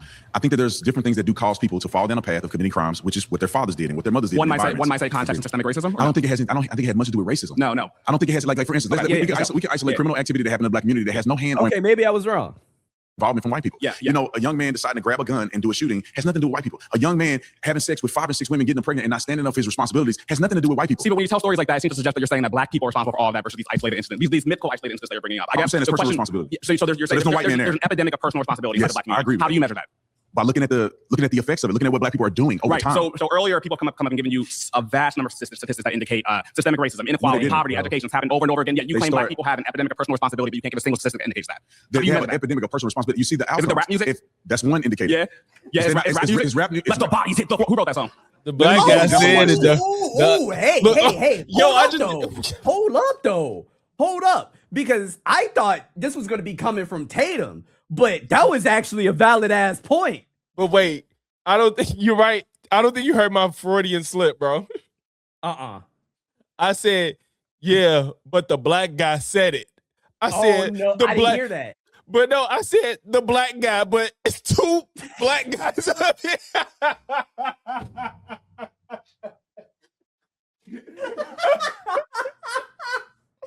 Oh shit! I literally said, yeah, but the black guy said it's so funny. This whole time, Logix is seeing a white man with a beard here. This whole entire time.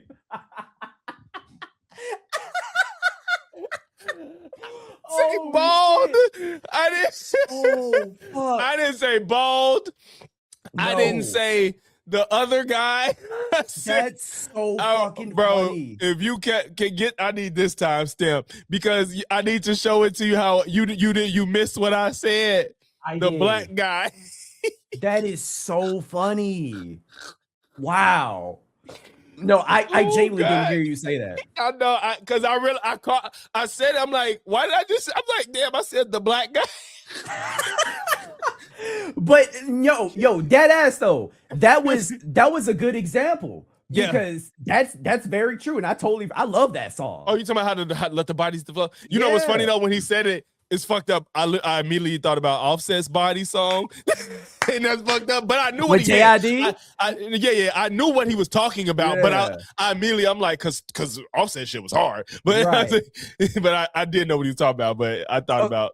So okay, so let me explain my train of thought because I thought this was originally going to come from Officer Tatum because we actually debated somebody and they brought up music ad nauseum. The first debate we did? It was either the first. I think it was the first. We only did one. No, we didn't only do one debate. We didn't only do one debate. We didn't. Yeah. Talking about the group debate? Yeah. Oh, okay. Ad nauseum. Yeah. And that was always a conversation how certain people You're right, it was. Puppets and shit. Yeah. Yep. Damn. That's the only reason why I assume. That was my train of thought. I tried to think like these people so that like I could understand. If I get it, like, because now, especially because you didn't hit every time, I'm like, I would get in that zone too. Like, what they finna say now? That's what I'm saying. Let me give you an example. Hold on, real quick. I am Shohei Ohtani out this motherfucker though. God damn, I'm good. All right, my bad. Watch this different. Come on, let's talk about rap. And I'm gonna tell you how it has a negative effect on black people. Yeah. White people actually listen to rap music way more than black people do. They purchase it more. But black people are living the stuff that's in the music. White people fantasize of what it may be like to run up on your op and shoot somebody and kill them and go to prison and selling dope in the hood to your own people. Black people are living it. It's a reality. It's reinforced. That's not fucking true. Most black people that listen to hip hop music are not reenacting what they are hearing. That's not fucking true. Not at mass. I don't know if you saw that video Antonio did. Antonio Speaks. He did a video breaking down the percentage of black people that actually are committing crimes, and it's like less than 1% of black people that commit the crimes. It's just ridiculous. It's fucking stupid, bro. That's not a form of brainwashing. I've listened to a lot of rap music. You know what I've never done? Shot up a school. What does a school guy do anything? I think you. What? Are you saying that there's no? This is what I'm. Just purposefully obtuse, bro.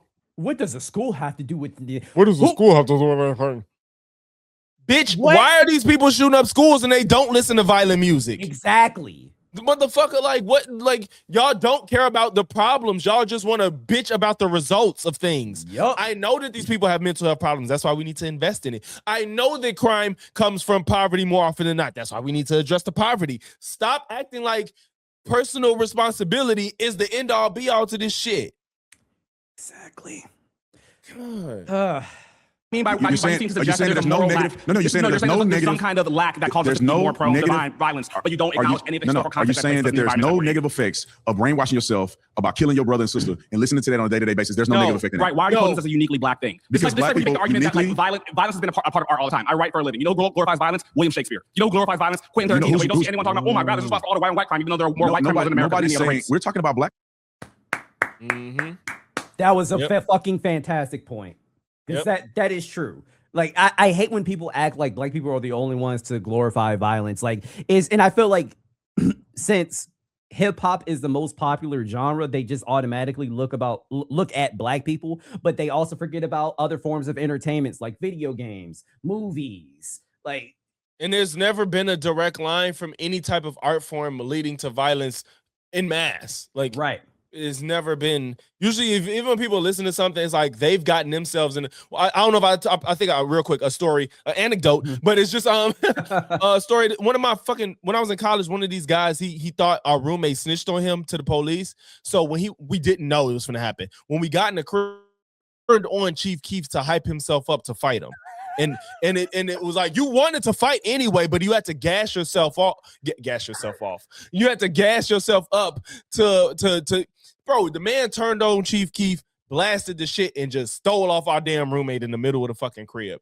And we had to not fuck with him no more because it was ridiculous. Because he was upset, and we thought we talked him down because he convinced himself that he told on him. And we was trying to tell him, like, bro, he did not snitch on you, bro. Like, he did not snitch on you. And we thought we talked him off the ledge, and it didn't work. I felt bad because I didn't realize what was happening at the moment. I thought he was listening to music to kind of like alleviate his emotion. Like, oh, you didn't know that this nigga was hyping himself up? No, I didn't know what he was doing at that point. And then I'm like, that's why you turned this shit up. Because at first it was on, and he turned it up.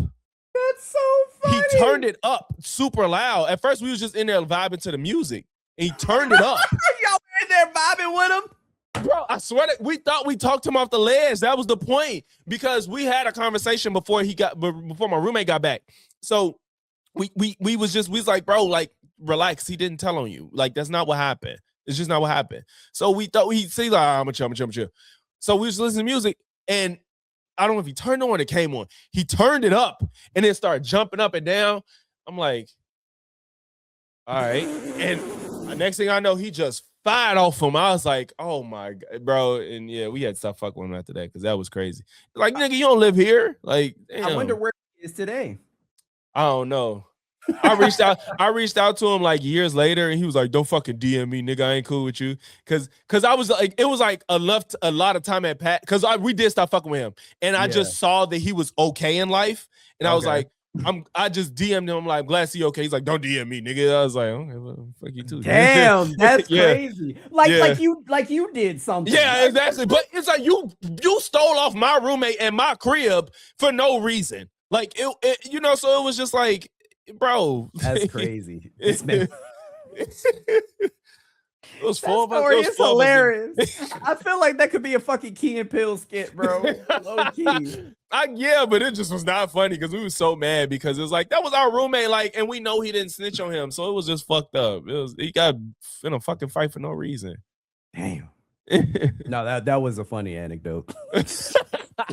I accept it.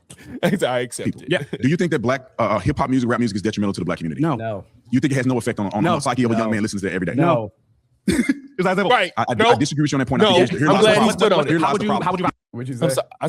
sorry. I'm glad he stood on it. No, I don't believe that. Yeah. No, I can't wait to. And you know what? My issue with Brandon Tatum this entire time, he hasn't been saying anything to back up what he's been saying. You know what I mean? That's true. He's just like telling him no and then pulling out an anecdote. That's literally it. How would you prove that? Well, what can be proved is the correlation between poverty and crime, and that can be traced systemically through history. And this goes back to all the arguments we've made about wealth accumulation, how black people have been prevented from having that. Now, how can you associate that to white supremacy? How can I associate white supremacy and generational poverty? Do you think wealth is inherited? In part. Yeah, so do you think poverty is inherited? Majority of people who are successful in this country do not get passed on generational wealth. A lot of people who are very successful came from nothing. I would argue that almost every black person. Hold on now. Because he says most. I don't know. Yeah, I don't know. I don't know. I feel like that might have been true maybe like decades and decades ago where less people were wealthy. But now that more people became wealthy, they was able to pass it on and give people more opportunity. Like the Michael Jordans. I don't even know what Michael Jordan's I don't think he was rich. So I think like when you get more people that make it to the league and make money and are successful, they can pass that on. And now your offspring can reap the benefits of what you've accomplished from your struggle. And then you can get them the best doctors. You can send them to the best schools. You can get them the best trainers. You can get them the best education. And now more people probably are wealthy through inheriting wealth versus making it out of nothing. And this is according to the Federal Reserve. In the United States, estimates vary considerably depending on how researchers treat investment growth on inherited money. A Federal Reserve analysis estimated that direct inheritances and family gifts account for roughly 26% to 51% of total wealth. That's a big gap. What is that gap? Why is it so big? I have no idea. So the evidence does not support confidently saying that most wealth is inherited, although some estimates reach slightly above half. It might depend on how you gauge it, I get, because it's something that's hard to probably scale. Sure. You know? Because even if you start off in like middle class and grow, you know, it's kind of like you didn't inherit wealth, but you was better off than people in poverty. You know, so it's you know, it's interesting nonetheless, I will say. Was successful came from nothing, yeah, which is an example of why capitalism works. Yeah, okay, so I went to one of the most conservative high schools in America. I'm sorry. It is a very alluring and deceptive delusion to believe that because you live in circumstances that are different from the rest of Black people, that somehow you are special. What do you mean? You're saying that you work hard in this country. This is the way earlier that you work hard. Oh, here's my example of someone who escaped poverty, and that means that everybody has access to that. No, I'm not saying not every white person has access to it. So then you acknowledge that there are forces that operate against Black people that are unique to Black people. And where do those come from? I think a lot of it comes from the actions of Black people. They've got personal responsibility that you can't indicate how. Are you telling me? So are you a successful man? Consider like I'm doing my thing. Yeah, I got incredibly. Are you educated? I got incredibly. No. Are you educated? Yeah. Okay. What decisions did you have to make to get to the point where you're at? Okay, we want to talk about education. We want to talk about the difference in funding between schools in Black neighborhoods and white neighborhoods. But not everybody has the same opportunities to make those decisions, though. Exactly. And mind you, this setting is a bunch of people that's probably better off than most. So you're the selection bias is just like Fresh and Fit. This is a selection bias. Don't sit here and talk to these people like you did this and you X, Y. They're on Jubilee right now. Right. Like right. I went to probably one of the poor schools in my school district. That didn't make the difference of whether or not I did my homework or not. Yeah, this is the thing why I think you're convinced that you're special. I don't think that inherently because the color of my skin that somehow I'm behind the curve against white people. Yeah, Harriet Tubman escaped the plantation. A lot of people didn't. Is it the fault of all those Black people that couldn't escape? I love how they showed the whole. The point that I'm making is that people live in dire circumstances, and every once in a while, someone can break out. And that's not an indication of the system. Black people don't live in a world where every now and again, the majority of Black people live in the middle class. Yes, but a lot more Black people live in poverty than any other. Disproportionate, and a lot of those are because of system making. When you have children, and you're not married. This is another point of you want to use per capita when it benefits you or when you don't. Because yes, majority of Black people do live in middle class, but people have you thinking most Black people are poor. But he's like, well, yeah, you know, but per capita, because per capita should be used for you to try to help a group, not denigrate them. Yes. You know, like that's when per capita should not be used as a fucking weapon against that group. It's about trying to help that they have a specific need and a problem. So when they use it as like, they want to say 1350. No, we're not just inherent criminals. It's a problem going on. You should try to address it.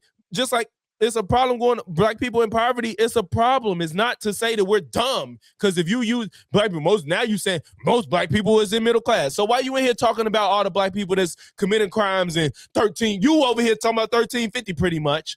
You think we commit most of the crimes per capita. So what the fuck? Like no consistency. I did not realize my wife said this. She What? said me listening to The Weeknd doing drugs doesn't make me want to do it. Right. Nobody attributes that to no other music except hip hop. You're right. Except hip hop. I don't know how I missed that, but I read that while you were going. How many people done killed themselves after listening to Grenade from Bruno? Oh God. How many of y'all done been heartbroken? I bet you ain't nobody threw themselves on the train tracks. Fuck no. I bet you ain't nobody running from a train from that song. Them shits would shock you before you get hit, honestly. Some unique moral destiny. You're saying there's an epidemic of personal responsibility in Black people, but you can't prove that. You can prove that systemic racism exists. What you're doing is you're assessing or associating racism stop in America. When does systemic racism stop in America? I don't think there was real systemic racism ever. Oh, what? Look at Zena. Oh. Look at Zena. Oh, ever. To say that is great. Why would you say something like that? This is that argumentative mindset he's in right now, bro. When I get in debates, I'm not reflexively disagreeing with people. I don't do that. It's just never a good idea to reflexively disagree with people. It's just not, because then you end up saying shit like this. True, and I just right after slavery, Jim Crow. Like, how can you? I don't think it was. Excuse me. I don't think it was ever systemic racism. That is crazy. Like Black Wall Street. Like, wow. Please keep going. I would love for you to go for the rest of the time on that. I do not believe that there's been systemic racism in America. There's been a primary reason why Black people cannot succeed. Right, but you can't prove that there's an epidemic of personal responsibility. You can prove that there's an epidemic. You see how you try to clean it up a little bit? What'd he say? Let me go back. that's been a primary reason why black people cannot succeed. Right, but you can't prove that person was bad in America. I don't think there was real systemic racism. Ever? Please keep going. I would love for you to go for the rest of the time on that. I do not believe that there's been systemic racism in America. That's been a primary reason why black people cannot succeed. Right, but you can't prove that person was bad and there's evidence of personal responsibility. I told you he tried to clean it up He tried to clean it up. That was crazy. He definitely tried to clean it up. No, look, and that's why I'm asking you when to stop, because theoretically that should be. Are you saying that black people are not responsible for the decisions that they make? I'm saying everyone has agency. Everyone commits crime. Everyone does everything. Exactly. People have had. So therefore, if you do the right things like you did, you have an opportunity to be successful, which is equal to just about anybody else, no matter what color you are. You think white people are better than you? No, but I worry you do. Why do you think I do? Hey, I fuck with this dude. Yeah, he was not playing with his ass at all. He was not playing with him. He was not playing. I like dude too. He was one of my favorite ones. So you think white people are better than you? No, but I think you think that. I think that as well. He said not a single flag on this man. He balling. Ain't no flags. Nope. Not a single flag. I told you, I'm like, they was letting niggas cook on this episode, bro. They was not getting people up. Oh my gosh. One that's saying that black people have an opportunity to be successful in this country just as well as anybody else. You don't believe that. So you think white people are better than you. Your prompt perhaps could have been, we should do more to prevent crime and poverty in black communities, right? That's a way of framing the argument. You can say you can frame whatever you want. You are focused. That man even corrected his prompt. Uh-huh. Woo! Uh-huh. I fuck with this dude. Yeah. We're talking about black people. I'm focusing on language. We're talking about black people and you're focusing on what white people are doing. So all right, who harm black people more than other black How many people brought us over here in boats? Gentlemen, the time's up now. All right, thank you. We did it again. Nicotine, the ultimate biohacker secret weapon, has made it live. And it's so funny they bring up nicotine. Bro, I think they had like 2 or 3 fucking vape commercials in this shit. That's crazy. Black people hurt black people more than any other group. What the fuck? All of the Logics, how many times have we said this? Crime is intra-racial. Okay, well, to be fair, maybe he's not specifically even talking about crime here. So I'm gonna let him talk. I'm gonna let him talk. Black people hurt black people more than any other group. If you'd like to be the next debater, get to the chair in 3, 2, I feel like 1. I know that girl, man. What's up, brother? How you doing? I wouldn't doubt it. Okay, I personally think that since we're talking about groups, I think that Republicans, their leadership caused more harm. I think the fact that Louisiana, which has one of the highest murder rates, or COP, has one of the highest poverty rates, that's run by Republicans. And honestly, with the Voting Rights Act, they just axe the fact that black people can have a voice. So when we talk about like political harm, Republicans are trying to destroy black people. When we talk about economic harm, Republicans, with the tariffs, with this is how we're doing as a country right now. Republicans have. Hey, look, I'm not really trying to be rude or anything, but that fucking haircut is diabolical. Oh my God. I thought you was going. His haircut is wild. I thought you were gonna say something else. Dude was so nervous he couldn't articulate himself. That's what got to me. But yes, this haircut is real 2011. Yeah, I don't even know. But no, this might be like 08. I'm tweaking. This might be 08. Mohawks. Yeah, niggas had mohawks when I was footworking. That was before college. This is 08. Do you remember that episode of The Fresh Prince of Bel-Air when he was stuck in the attic with like Tisha Campbell and he put on his he put on in the middle, I forgot the rap he says. My girl getting on my nerves. Yeah. It looked like he put on Tisha Campbell little hairpiece. I'm sorry to this brother, man. I'm sorry. But I hope he understand if he ever see this, but he won't. I apologize, but I couldn't get the image in my head. My girl getting on my. Now I remember what I don't remember what he said. Going out of my mind, I thought she was fine. Don't know if her body was hers. Remember?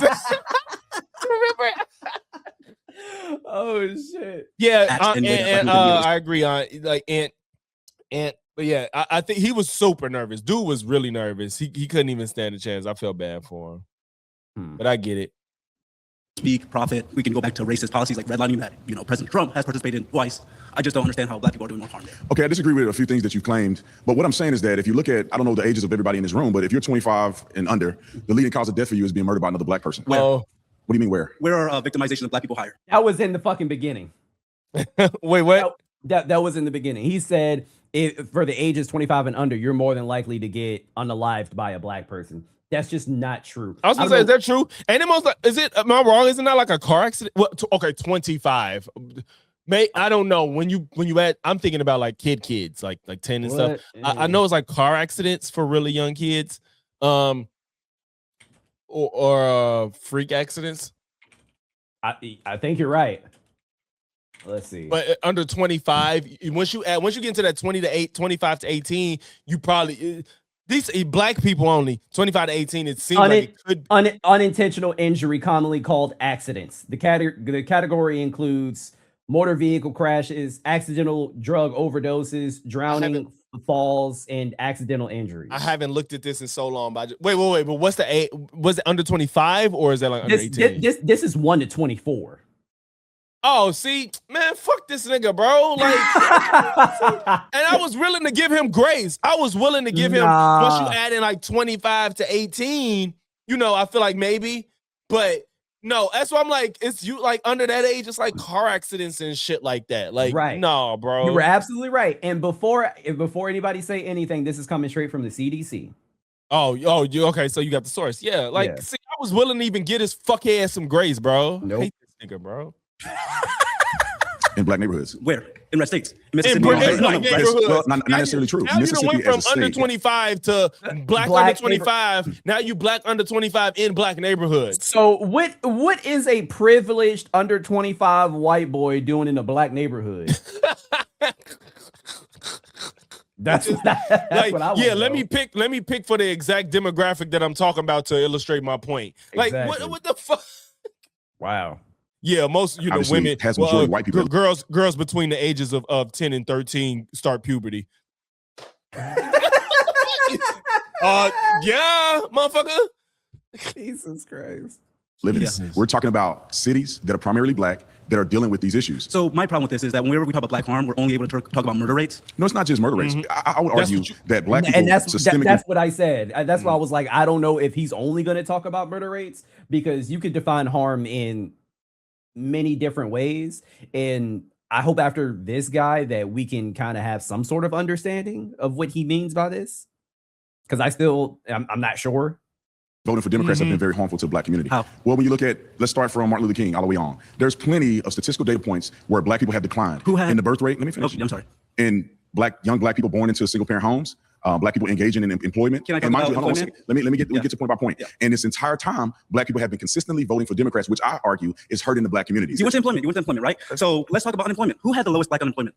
What you mean? Who had What president? Yeah, what president? Well, Joe Biden did. Okay, so Joe Biden's a Democrat, right? Let me explain. Honesty. The first decline that we saw, which was historic, was under President Trump. Yeah, and then it was historic under Biden, And right? it went down. After the pandemic, right? It was historically low in 2023 at 5.3 or 5.2 for black unemployment, which beats Trump's 5.5, which increased to like a 7.9 at the end of the year. Some people can argue that Trump's policies residually rolled over. Like into Trump's Biden's like the tax cut and jobs. I love how they fucking hate that argument when Democrats use it.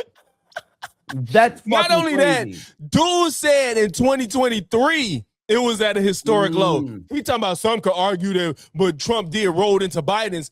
Well, Trump rolled COVID to Biden, where the unemployment was historically high because of COVID, which we still don't even. You notice we do not blame the worst of COVID on Trump, but they blame the worst of COVID on Biden. I don't know why.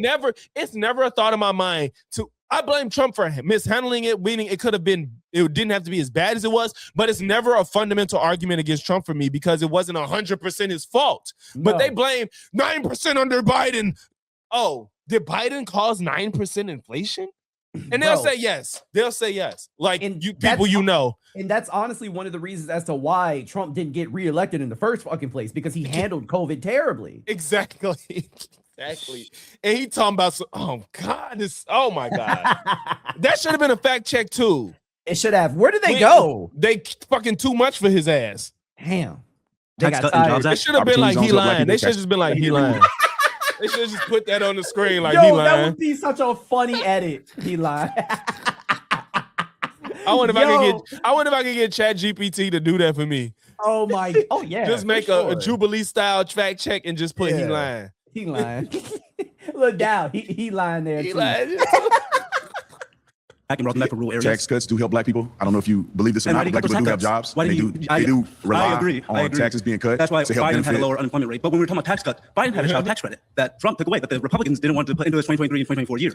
So why are the Republicans stopping those tax cuts that you said black people have children? I think we're getting off track. The premise of what I'm saying is that the ailments that we see in the black community are perpetuated by other black people. Listen, let me say, the drugs that are sold in our communities are sold by us. The crimes. But Can't you? What about the crack epidemic and all that other shit? He ain't gonna talk about it. In DC, especially. What you mean he ain't gonna talk about it? You talking about Tatum? Yeah, you right. you right. He ain't no, because he gotta acknowledge what happened. You're right. I don't even know. Silly me. It's committed in our communities, that's devastating our communities, are perpetuated primarily by us. Solution? Okay, pause. I can give you a solution. You've been voted out by the majority. Thank you so much. Thank you so much. He can't be honest. Shit. If you would like to be the next debater, please get to the chair in 3, 2, 1. How are you? Good. I'm Zena. Nice to meet you. Nice to meet you as well. Okay, so Black people hurt Black people more than anyone else hurts Black people. I like Zena. I have high hopes for this one. No, Zena's smart as shit, but yeah, beyond, she's a communist though, so she can fluster a lot of people in her arguments because you're not used to arguing with communists. But despite that, she's really smart.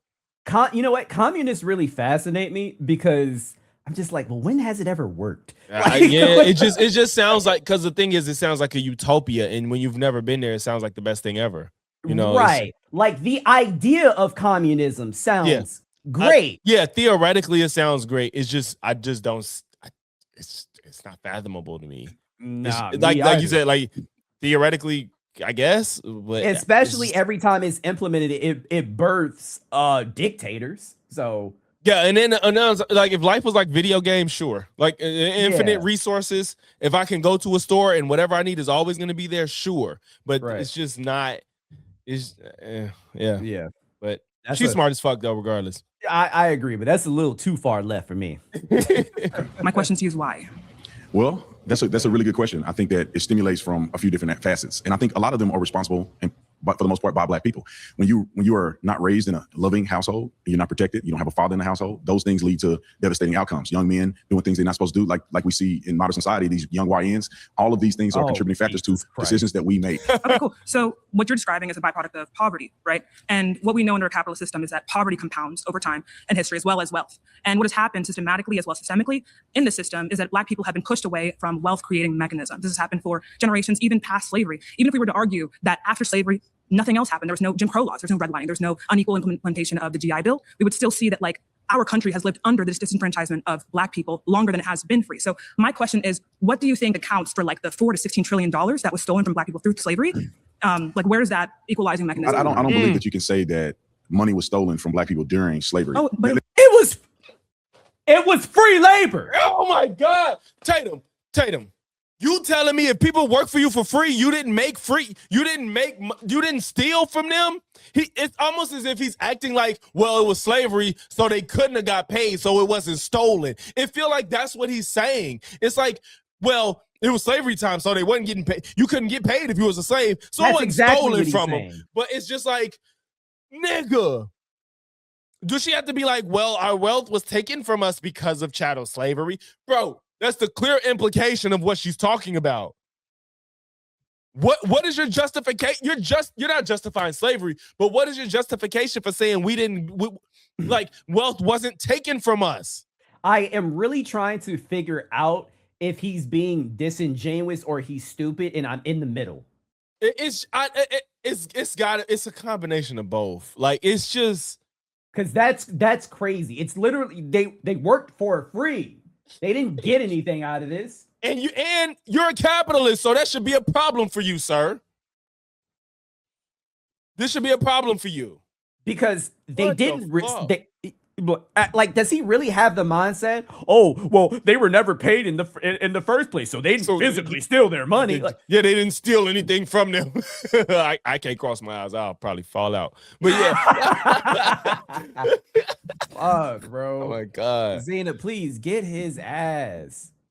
Let me explain. Because money wasn't stolen, opportunities were not there because Black people were slaves. It's not a fair comparison. So I didn't even know he really said it. I didn't realize, bro, I don't remember this verbatim. I didn't realize that's what he really said. He's saying like, well, technically the opportunity wasn't there, so nothing was taken from them. Like, but they worked for free. He's saying, bro, he's saying so that he's stupid. Like, is, you know how this argument almost is like, well, technically it wasn't wrong to marry a 10-year-old 2,000 years ago because they thought it was okay. Like that's I'm not saying he will argue it, but that's the same type of argument you're saying. Like, you know, you ain't take nothing from them because they were slaves. They wasn't getting paid. So, you know, they nothing was taken from them. Like, what the fuck are you talking about? It was wrong. And it's part of the reason we're in the situation we're in now. Holy shit. Millions and millions of dollars, right, a year through their labor, right? So what happens is there's no money to steal because Black people weren't granted the humanity to be compensated for the value they created. Well, let's look at it like this.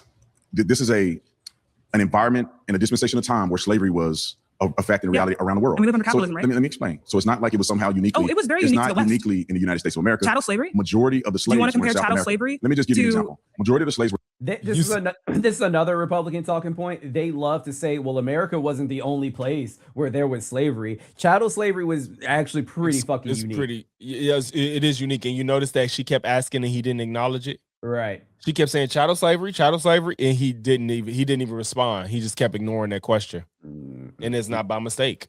Nope. In South America, you do agree to that. About 400,000 Black people were made slaves over time. Why are we pivoting the conversation? My question was anything. You jumping around. No. Let's stick to something we can. Do you remember the question I asked you around 2 minutes ago? I asked you this. I feel like you want to be confrontational more than you want to get to the bottom of the conversation. You're saying it's unfortunate that she's probably one of the least confrontational people. She's trying to get to the root of your ideology, sir. Fuck. The way that you feel about how I'm trying to approach a question. We need to stick to a point. What's the equalizing mechanism? $4 to $16 trillion, right, was the revenue that was created through the unpaid labor that came from chattel slavery. In my opinion, you cannot judge slavery and act as if Black people even had a fair chance in the first place. That's what I'm talking about here. Let me explain. That's the whole point. In terms of after slavery was abolished, what opportunities were presented to Black people? If we do that, we cut out around 2 stories, right? So what I told you before, right, we live under capitalism, and if we live under capitalism, we know there's a couple of things. Wealth comes from capital, and capital compounds, right, value. So what happens is property taxes. Are you trying to say that inevitably Black people will never have an opportunity to be successful in America? Is that what you're saying? When the fuck did she? How did he get that out of that? Because he can't argue with what she's saying because it makes sense. He just so Black people will never make it, bro. She ain't even got to that part yet. You're not acknowledging the problem that we have, and now you're like, so Black people will never make it, nigga. God damn. Okay. It's just.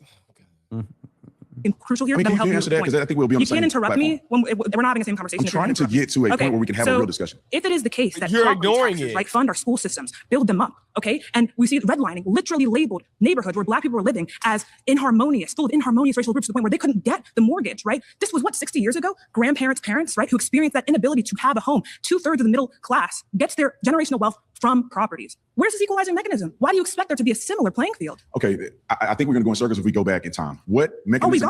I'm saying that we're going to get to a standstill. What mechanisms are in place today that prevent you from having the same financial success as anybody else in this country? Does inheritance exist under? No, I'm asking you to answer this question. What mechanism in place currently prevents you from being financially successful as anybody else in this country? The continuity of private property, right? So I'm answering the question. You're not allowed to own property?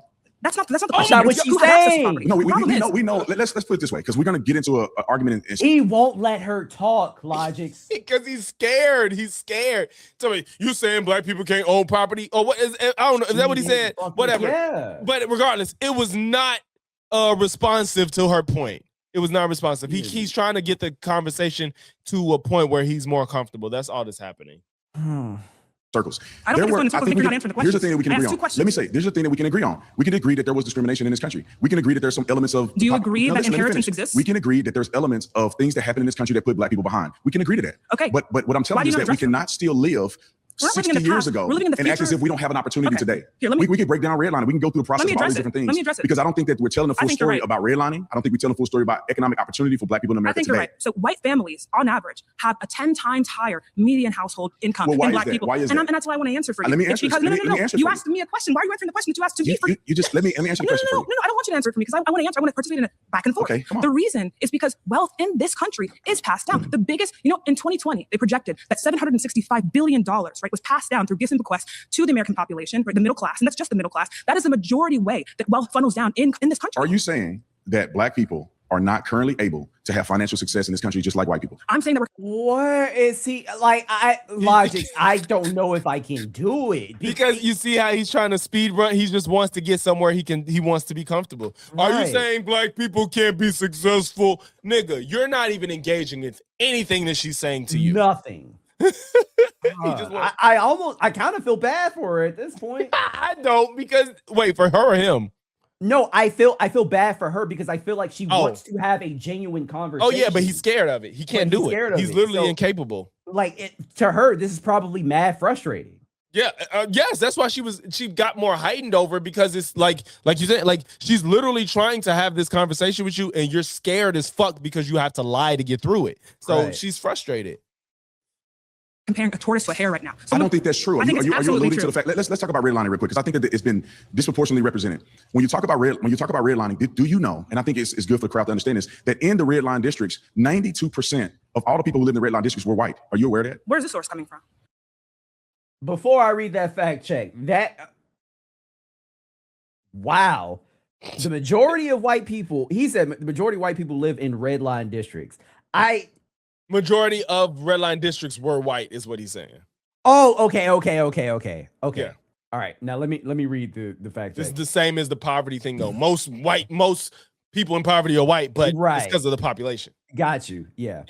In one major study of 9 large northern, hold on, they choose to fucking fact check this out of everything else that has been said. Yeah, they left out a lot of shit.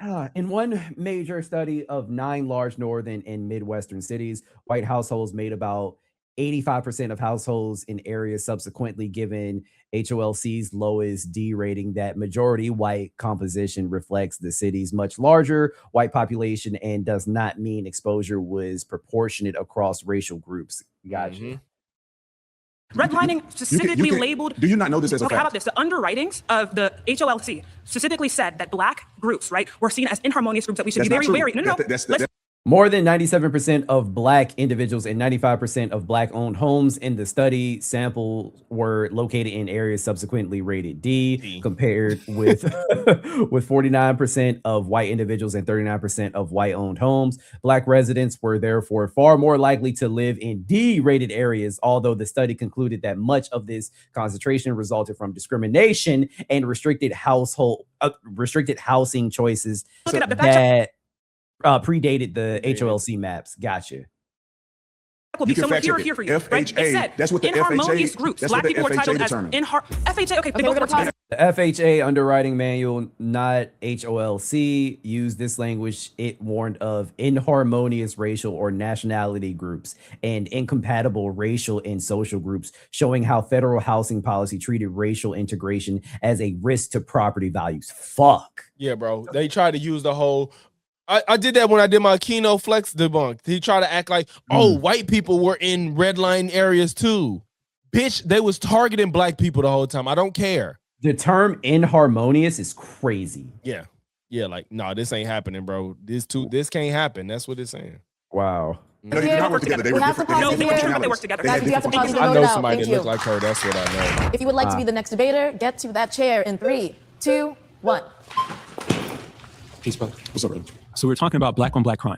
Yeah, we can address that. Black on black crime is a myth. Human beings create crime. I say this all the time. Black on black crime is a fuck. It's not real. It's not real because crime. Yeah, I've said it plenty of times. Crime is intraracial. No, I was saying I don't remember this dude in the conversation. Oh yeah. He low-key looked like Lenny Kravitz. High key. And based off where they're at. In the 90s, there was opioid epidemic, specifically Oxycontin. This was white drug dealers selling this medicine to white fiends. Okay. Over 80,000 people in the year 2020. White fiends just sound crazy. According to the CDC, overdosed from opioids. That same year, 31,000 people overdosed from cocaine. Now, a portion of those cocaine users were likely Black people who were on crack. However, more than twice as many people overdosed on opioids that were white drug dealers selling to white fiends. However, in no instance did anyone come up, a policymaker, and say that this opioid crisis was white on white crime. However, when Black people engage... That's a good point. I like that argument. Yep. That is valid. Yep. Huh. Crime based off where they're at, the government uses it as an excuse to overcriminalize them in a way that white communities are not criminalized at all. I disagree with you because I don't think that anybody's saying black on black crime necessitates a police response. People point out that Black people disproportionately, or I say, and to a higher degree per capita, kill each other more than any other group. It's not accurate. That is 100% accurate. That is 100% accurate. Can't wait to read this. Latest FBI homicide data show a strong same race pattern in the reported single victim single offender cases. About 89.5% of black victims were killed by black offenders, and about 81.6% of white victims were killed by white offenders. So the general claim is mostly true, but it should be framed as FBI reported case data, not universal statement about every murder in America. Got you. Yep. Anybody can fact check that. We kill each other at a higher rate per capita than any other group. That is a fact. Now, the reason that people point this out. Have you noticed every time Tatum has been like a little bit right, there's like nuance to it's just not a completely factual claim that he's stating. It's always got to get cleaned up. It's fucking funny. Is because others try to claim that the biggest threat to our existence, the biggest threat to our young people are white people, or systemic racism. But the reality is the cause of death, the leading cause of death for young people 25 and under, from 15 to 25 is being murdered by another black man. Then you go on beyond that, and the leading cause of death is what? Health issues, heart disease, so the biggest, diabetes, and other, it has nothing to do with white people. The biggest, wait, he said, did he just say health issues followed after like murder? Yeah, he said after a certain age. He said after like 25, I think. Oh, yeah. Okay. But that we already know that was not correct. Yeah, it's not true. Yeah, he lying. Threat to black people and the biggest threat to the world is the system of racism and white supremacy that we live in. Because the system of racism, give me an example how the system is directly affecting you. Exactly, the system of racism, white supremacy affects every fact. Okay, so sorry, I hate when they do this. Well, say how it affected you. Okay, well, it may not have affected me, but that doesn't mean it doesn't affect other people.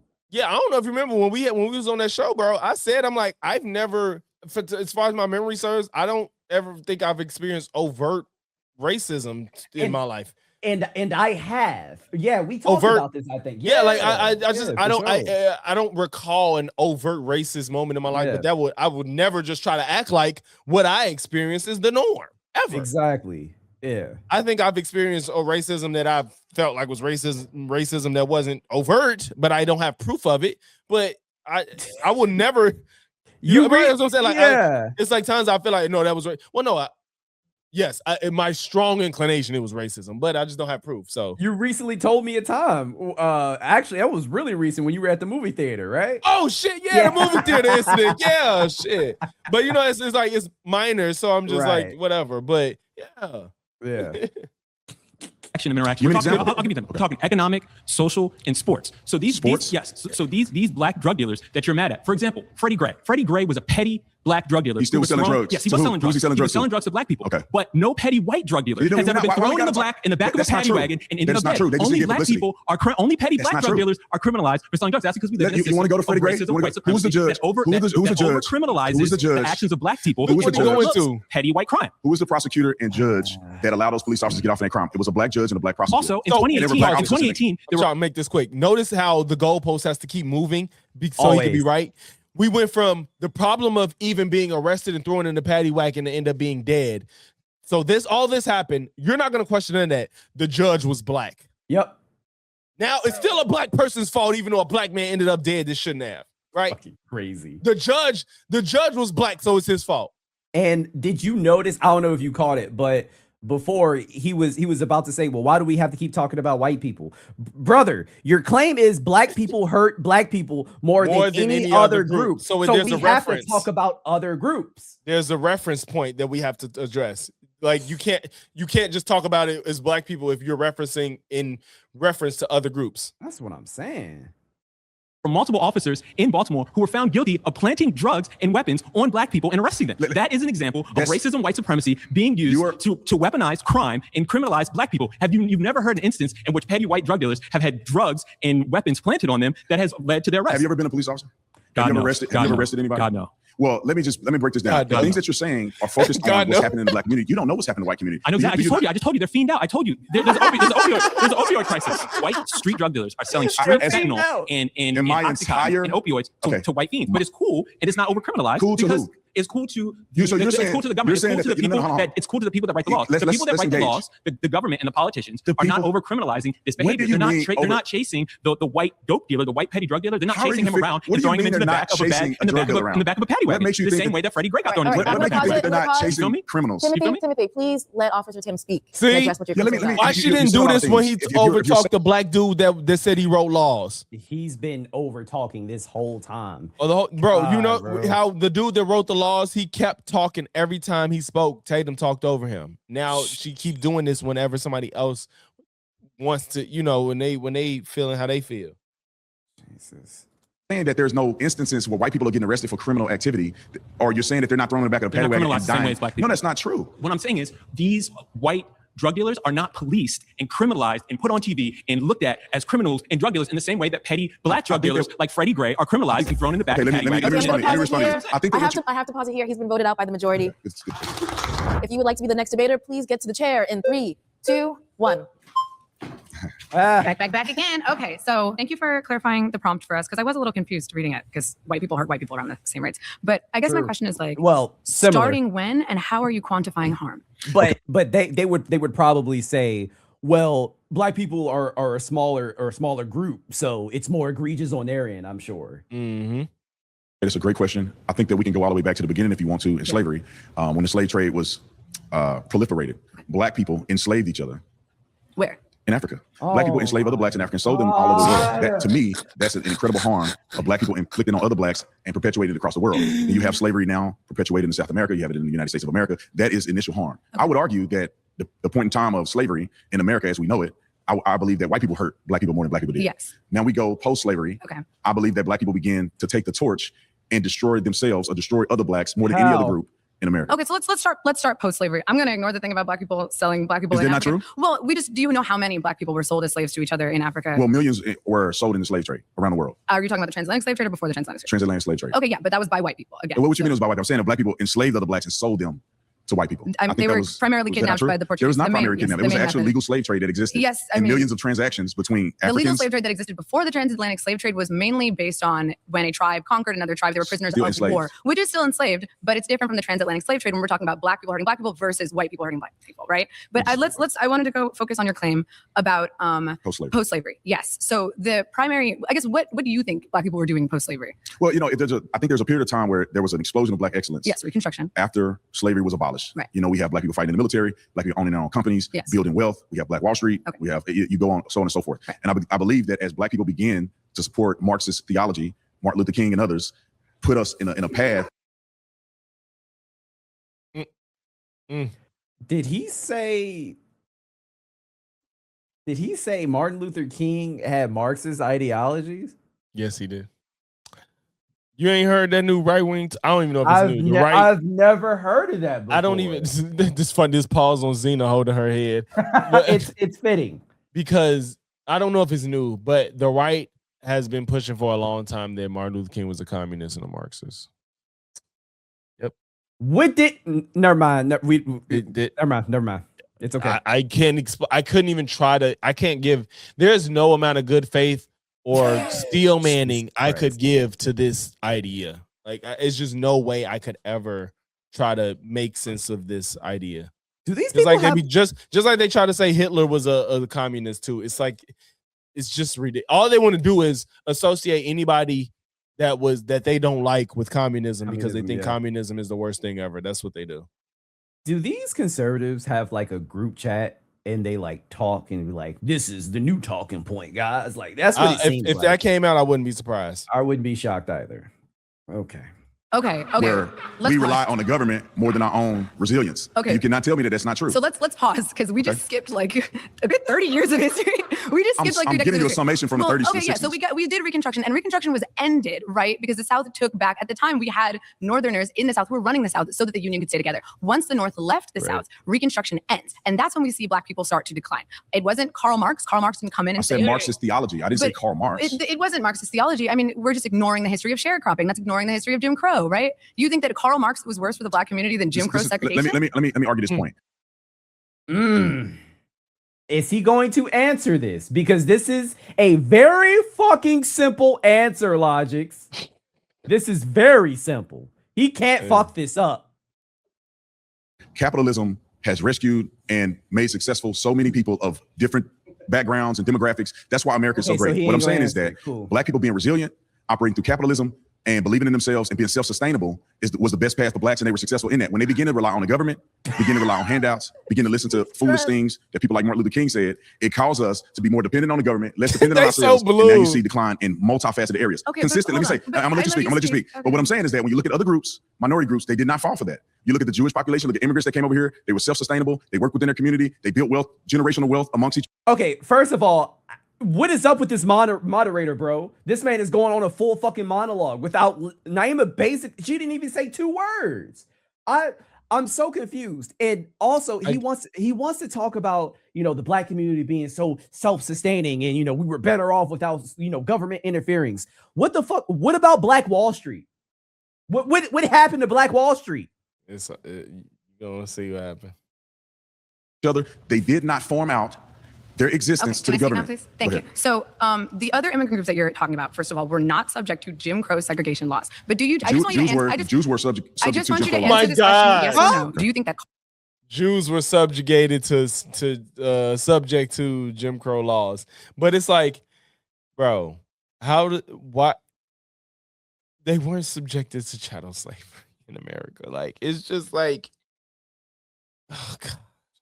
Bro, yeah, let's so Black people came to this country by not their own volition, subjected to hundreds of years of chattel slavery. Then after that, still subjected to segregation, and then after that, been told, okay, we sorry, y'all, integrate. Meanwhile, Jewish people ain't suffered none of that shit. Talking about they were subjected to Jim Crow. I don't know why he said that so confidently, dog. It's like, what are we talking about, bro? But I appreciate her not trying to, bro. I know, like, people watching, some people might be like, fight him on certain shit. You can't fight everything when you can't. I get it. You gotta pick and choose. Yeah, and I'm not saying you think that, but people. Yeah. No, for sure. Karl Marx hurt the Black community, and his ideology hurt the Black community more than Jim Crow segregation? I have to think that through. Jim Crow segregation. Both of y'all just made the same thing. I need a screenshot, damn it. I need a screenshot, god damn it. I need where's my clip button? There we go. I need that.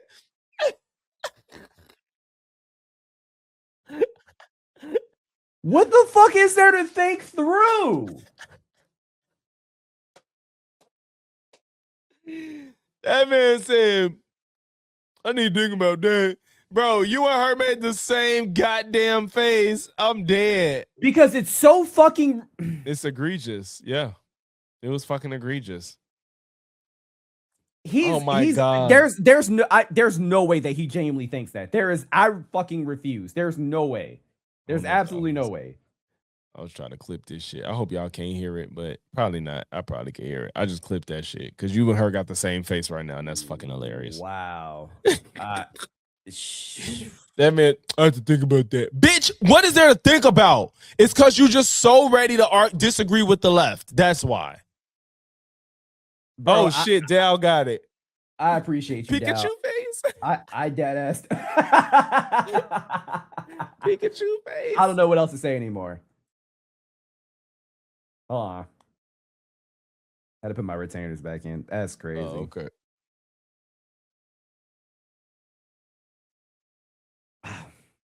Okay. What does that make about? Because you're acting. Karl Marx is white, so that would still be a white person in the Black community. Just saying. That's a good point. Right. King embraces theology, okay, but which is a Black man leading the Black community off a cliff. Now let me just say this: I'm saying that every Black person was not subject. Every Black person was not subject to Jim Crow laws. Every Black person did not live in the South. There was a lot of successful Black people during that time period. I mean, I'm gonna give you an example. Harlem Renaissance, of course. I'm gonna give you an example of Black people who were incredibly successful through what capitalism. We see Madam C.J. Walker, the first female millionaire out of any race, very successful in the late 1800s, late 1800s, okay, early 1900s. That's one person. That's not just one. That is we one have a tremendous amount of success. My friend, it feels George like Washington Carver. We have. I let you talk for a long time. I would like my time to speak. I feel like we're completely jumping over history. We go from slavery to Martin Luther King, then all the way back. We ignore the history of sharecropping, right? We've completely glossed over sharecropping. We've completely glossed over Jim Crow laws and how much wealth was stolen from the Black community. We've completely glossed over the Tulsa race riots. And when Black people did succeed under capitalism, those communities were destroyed. We completely glossed over eminent domain and how much of the Black community was taken, like literal Black. Let's talk about, like, what about Seneca Village? Let's talk about Black Wall Street. Let's talk about Black Wall Street. Are we on the same page of what happened in the Tulsa riots? Tulsa race war? It depends. What do you think happened? Jesus Christ, I am fucking terrified because didn't I just bring this up like 5 minutes ago? You did. I don't know when it was, but you brought it up. Same. The Matt Walsh motherfuckers want to rewrite history, bro. Okay, he said, "Are we on the same?" I would imagine we on the same page about Black Wall Street, and there's no way they're on the same page. Logics. Well, I know what happened. There was a conflict between Black and white people. There was a fight between the two. White people got the best of Black people in Tulsa.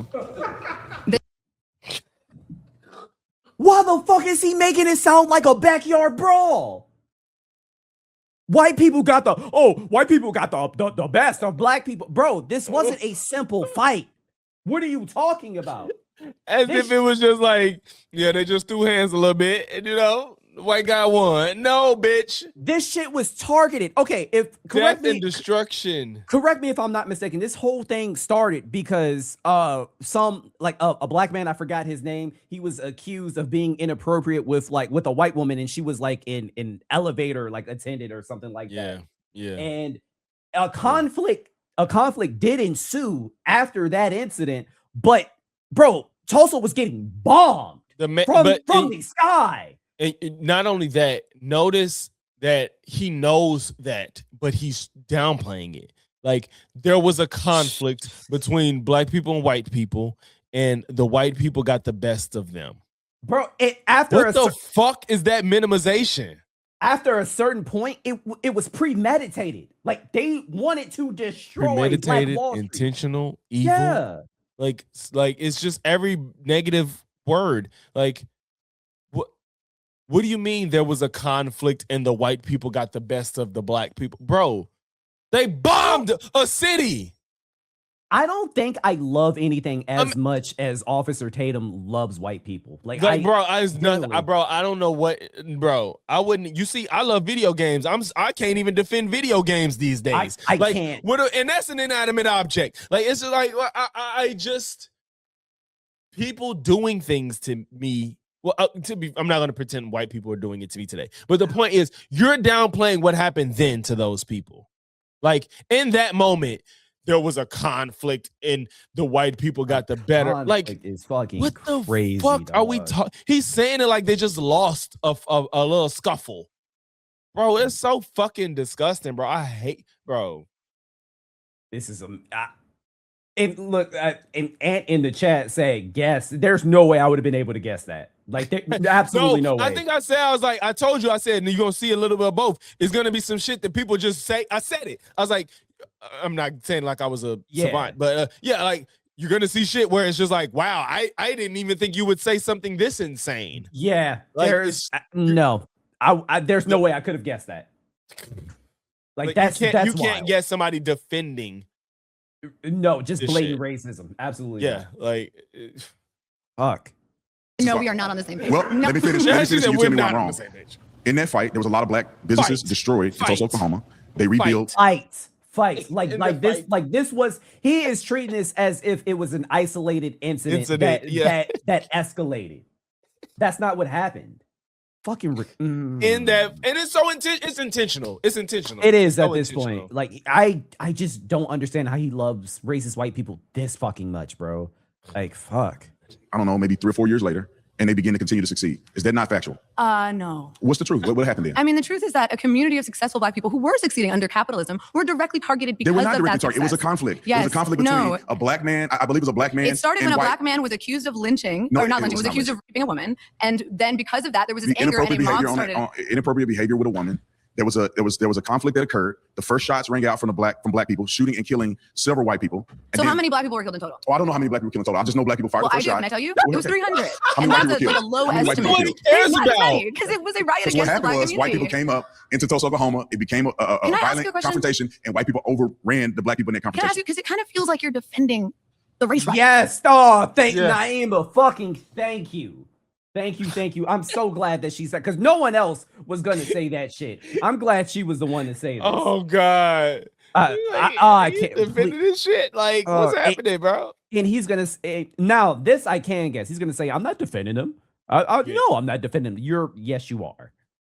I'm not defending any race rights. I'm saying it's a conflict that happened. Can you acknowledge that this is one example in which white people hurt black people unjustly? You're saying this is one. What you're trying to say is that black people are doing their own thing, and a bunch of white people just came up and destroyed all their property just because. That wasn't what happened. It was a conflict. It was a conflict that occurred that caused that. No, but you know the KKK existed, right? They did. Yes. Because if one person did something wrong, why are you bombing a fucking city? The whole city.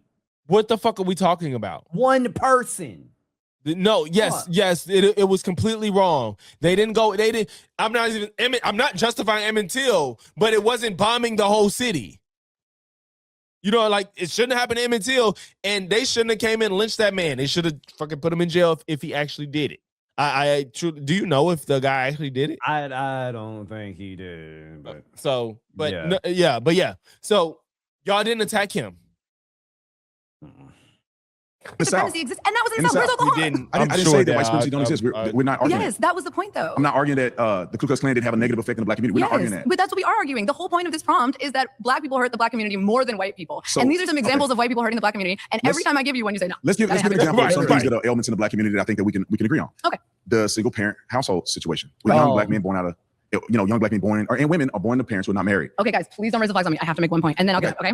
So to the single parent house, I think that's a great example, right? Because I think we can all agree we want black families to stay together. What is the leading cause of the separation of black families? I think it's a degradation of values in the black community. Would you say that the criminalization, black men disproportionately going to jail more, has an effect on the separation of the black households? I would agree to that, but I would also say that is because of the choices and decisions that these young black men are making. Perfect, thank you. I was hoping you would say that. So is that not true? You don't go to jail. Hold on. For selling drugs. Okay, you go to jail for selling drugs. Can I read you a quote from Nixon's domestic policy chief, John Ehrlichman? This is at the start of the war on drugs, which we know is what led to a lot of mass incarceration of the black community, a significant increase in black men imprisoned and incarcerated for drug possession and selling. I don't remember the exact quote, but I learned about this, I think, in AP history, I believe. I'm glad she's bringing this up. Oh, niggas AP. We knew we couldn't make it illegal to be either against the Vietnam War or black, but by getting the public to associate the hippies with marijuana and blacks with heroin, and then criminalizing both heavily, we could disrupt those communities. I'm not familiar with that quote. Oh, really? But of course you're gonna read it later, but that's still you should really read it later. That's not getting to the point of saying that people are incarcerated because decisions that they make to commit crimes. Is that not true? You see how he doesn't even fucking engage with it. He doesn't even engage with it. He don't give a fuck. Where she just said, the man directly said, let's make this plan to get black folks out of here. Like, this is the intention, and he's not saying anything. Nope. That ain't got nothing to do with you committing the crime, though. Bitch. Why is this so heavily criminalized? The reason that none of us, do you want to respond to the reason that none of us are selling dope. Why? Because we don't want to go to prison. We value our lives. If you are going to sell drugs and you're going to kill people and you're going to commit robbery, you're going to go to jail. You can't blame all of that on the war on crime or whatever. But the war on crime was specifically to get black men to go to jail. Nothing wrong. It is nothing wrong with imposing laws that help our community. How does that help our community? Let me explain. You act like it's a good thing for black people to be selling drugs in our community. It is not. So when you go to jail selling drugs, you act like it's a good thing. The fucking straw man, bro. When was that even said? Pretending as if she said, yeah, let black people sell dope. Yeah, that's what she said. Opinion, and I think the opinion of anybody that's rational, that is a benefit to the black community Diva, by getting quote, drug dealers, criminals. Just call him Diva?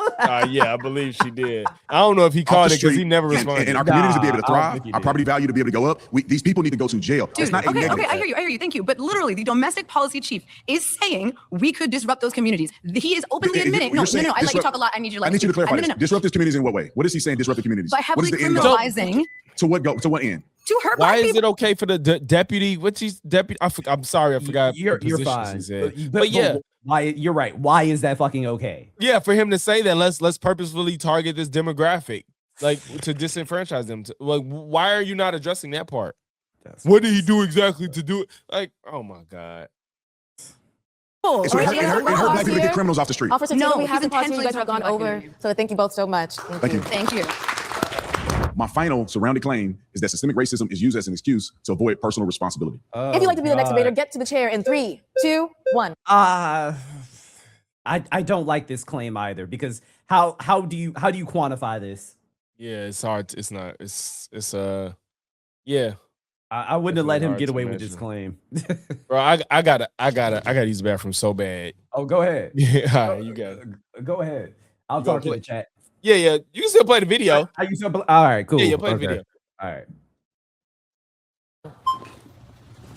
Hello, how are you? Nice to meet you. What do you mean by systemic? Are you talking about like sociology within our society, or do you mean within the structure of our government? I'm thinking that people would argue, because I don't feel systemic racism as a part of my life, but I'm thinking that systems or laws. Just because you feel like it's not a part of your life, it doesn't mean that it's not a part of other people's lives. I don't know how I didn't have a stroke already, guys. Like, fuck, because it didn't happen to me, then that must mean it's not happening to other people in the world. Fucking moron.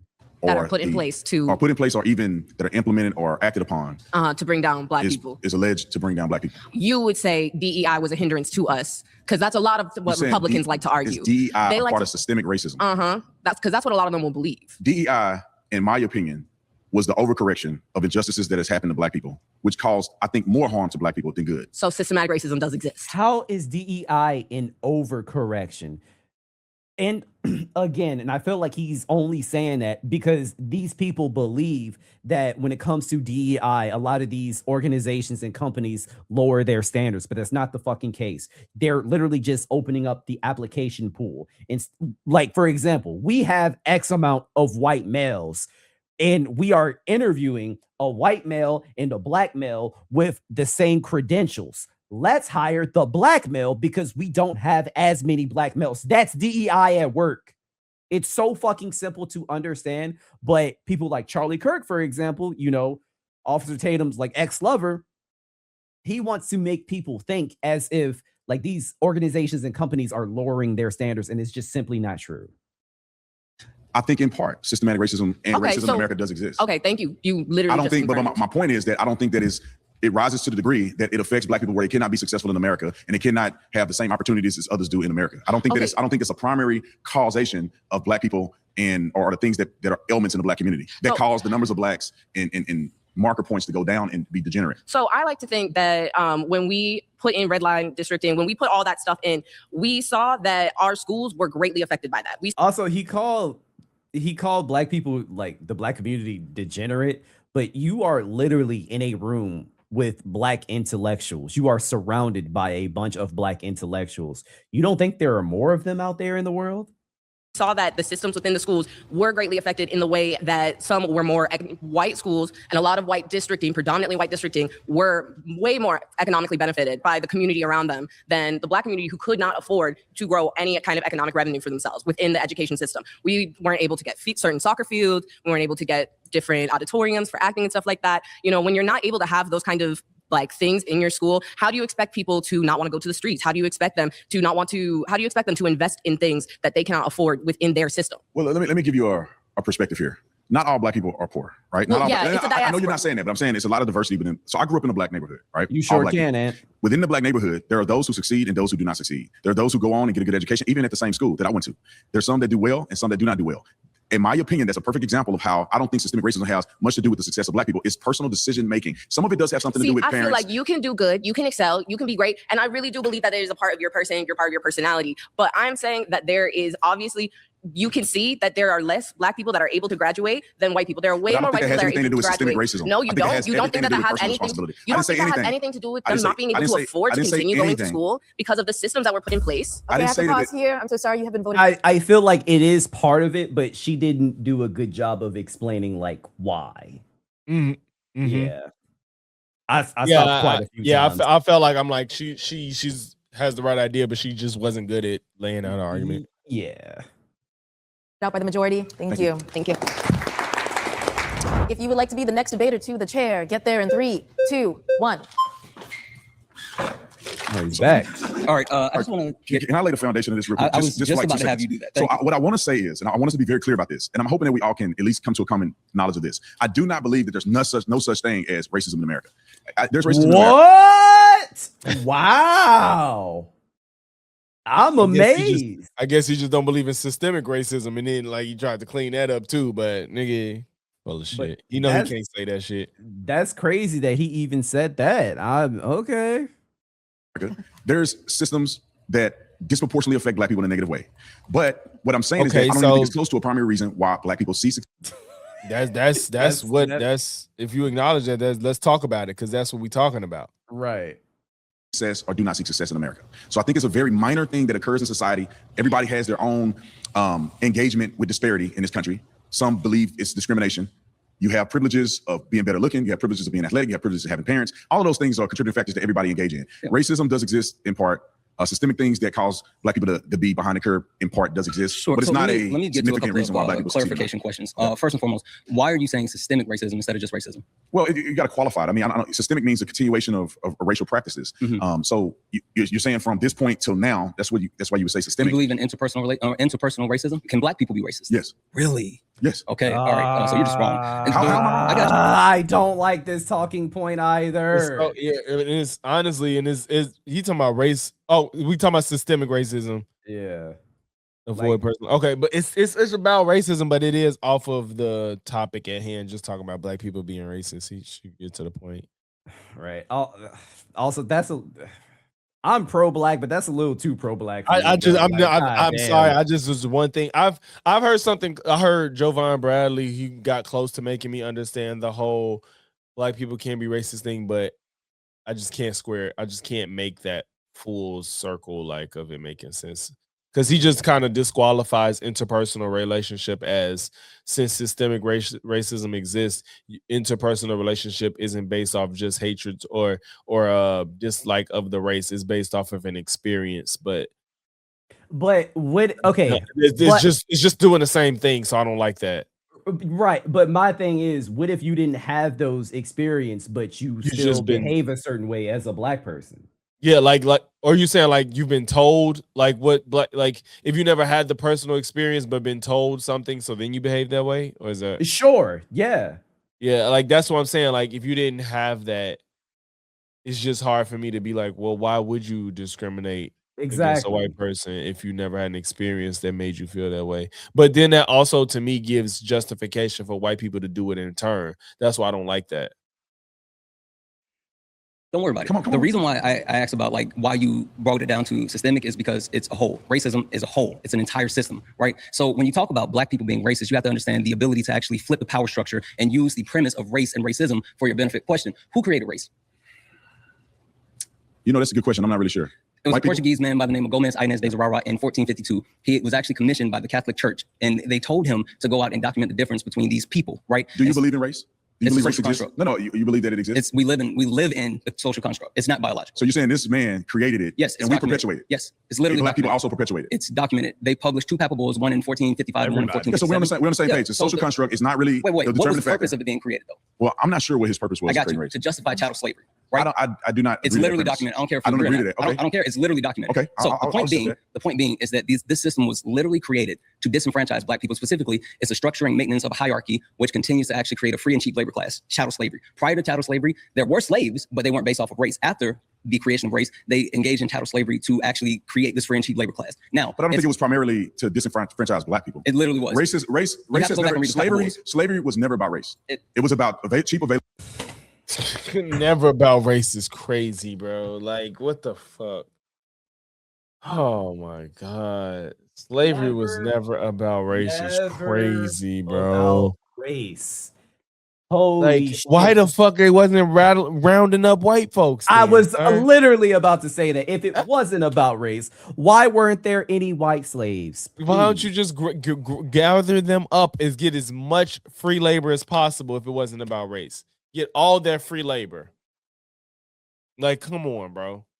And all that talk about how like slaves, like what did they used to say back in the day of like slaves were like tougher, stronger, faster, like just telling a whole bunch everything. Just telling superior, physically superior. Yeah. So they could do it, so they can handle it. Exactly. And that's one of the reasons as to why like they beat them as much as well, because they said that they could fucking handle it. Mm-hmm. Chattel slavery was about race. Slavery, chattel slavery was about race. I'm not saying slavery. The perpetuation of race, perpetuation of slavery was not instigated by race. Why do you keep just saying slavery instead of chattel slavery? Acknowledge the thing that I'm saying. Well, I don't really. Do you know what the difference is between just slavery and chattel slavery? I don't see that being a major point to the conversation that we're having right now. How? Chattel slavery is a major point. It's literally ignoring the history of what we're talking about, so you can try to have. I don't see it's relevant. Literally, it's the point. You're like, I don't see the point of us talking about the point. I don't see the point. No, dead ass. Let's talking about the point. It's not even slavery wasn't about race. Chattel slavery. Slavery wasn't chattel slavery. But I don't see why you seem trying to bring up chattel. Like bitch, it's a reason. It's a distinction between the two. Bro. Fucking. We're having right now. The premise of chattel, it literally is. Gomez Inez de Zawarro said, I got you. Gomez Inez de Zawarro said that these people were hypersexual, animalistic, they were the lower hemisphere, and they needed to be civilized. And they could civilize them vis-a-vis chattel slavery. Now, that rolls forward to where we are today. There's a whole bunch of stuff that you missed, but I'm going to skip forward. What policies are in place? Right now. I'm getting it right now. The systems that black people exist in today that continue to disenfranchise us, medical racism, educational racism, financial racism. Quick question. I got you. Do you know? I don't agree with you. Do you know the black maternal mortality rate in the United States of America? I don't know it, but I do know this, that black people have a disproportionate effect in that area. Yeah, it's 50.3 versus the white. But that's not necessarily discrimination and disparities are different. That's not necessarily meaning that somehow the medical system is intentionally discriminating. So okay, if he says racism isn't necessarily the reason, I would love to know the reasoning as to why he thinks. Yeah, that would be a good. That question disparity, exists. I would love to know. Medical racism, you gotta let me finish. 14.5 when it comes to the white maternity mortality rate. Do you know what the infant mortality rate is? I do not know that offhand. Yeah, the infant mortality rate is 10.8 versus white 4.5. There was a study that was completed that showed that when it comes to white babies, no matter who they're treated by, whatever race their doctors is, whoever they're treated by, they have the same possibility to life versus anyone else. Black baby. I think the study that I could be wrong, but I think the study that he's referring to is actually a Virginia study, believe it or not. They conducted that study in Virginia. Oh, shit.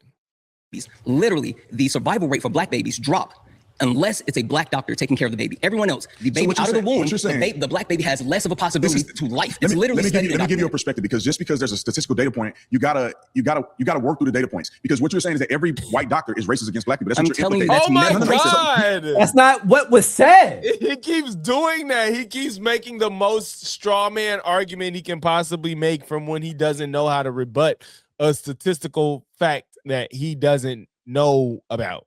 That's what he does. He makes Zena just went live. That's funny. Yeah. Is what you consider almost. But bro, whenever you're ready to call it. I mean, bro, we made it this far. Like we gotta finish it at this point. But like this is driving me fucking nuts. Yeah. I feel like it's not as bad as some Tectone shit, but it's still crazy. It's it's nowhere near that. You were saying, so are you saying that when you go to the hospital, doctors are intentionally being racist? I'm saying that doctors are taught through pseudoscience. Question for you: have you ever heard the myth that black people have thick skin? I never heard of that. It's literally a medical practice. I've never heard of it. It's something that's derived from chattel slavery. It said black people have less nerve endings and thicker skin. Research shows that black patients have often received less adequate pain treatments than white patients. 2016 University of Virginia study. I told you, found that about half of 222 white medical students and residents endorse at least one false belief about biological racial differences, including myths that black people have thicker skin or less sensitive nerve endings. Yep. And what Where they is said that taught at?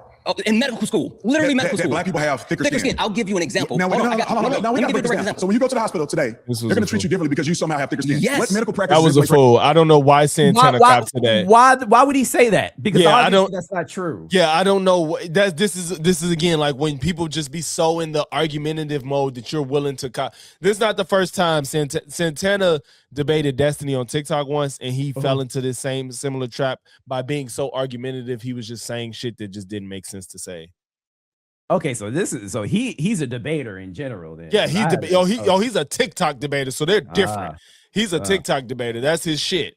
It's TikTok debating. And like I even noticed that with Dean and Parker, they want to argue every single thing down. Like it's even if they never want to. I just listened to a Parker video today where he just was wrong, and he even had a friend on his stream with him that was telling him he was wrong, and he was still like not trying to go for it.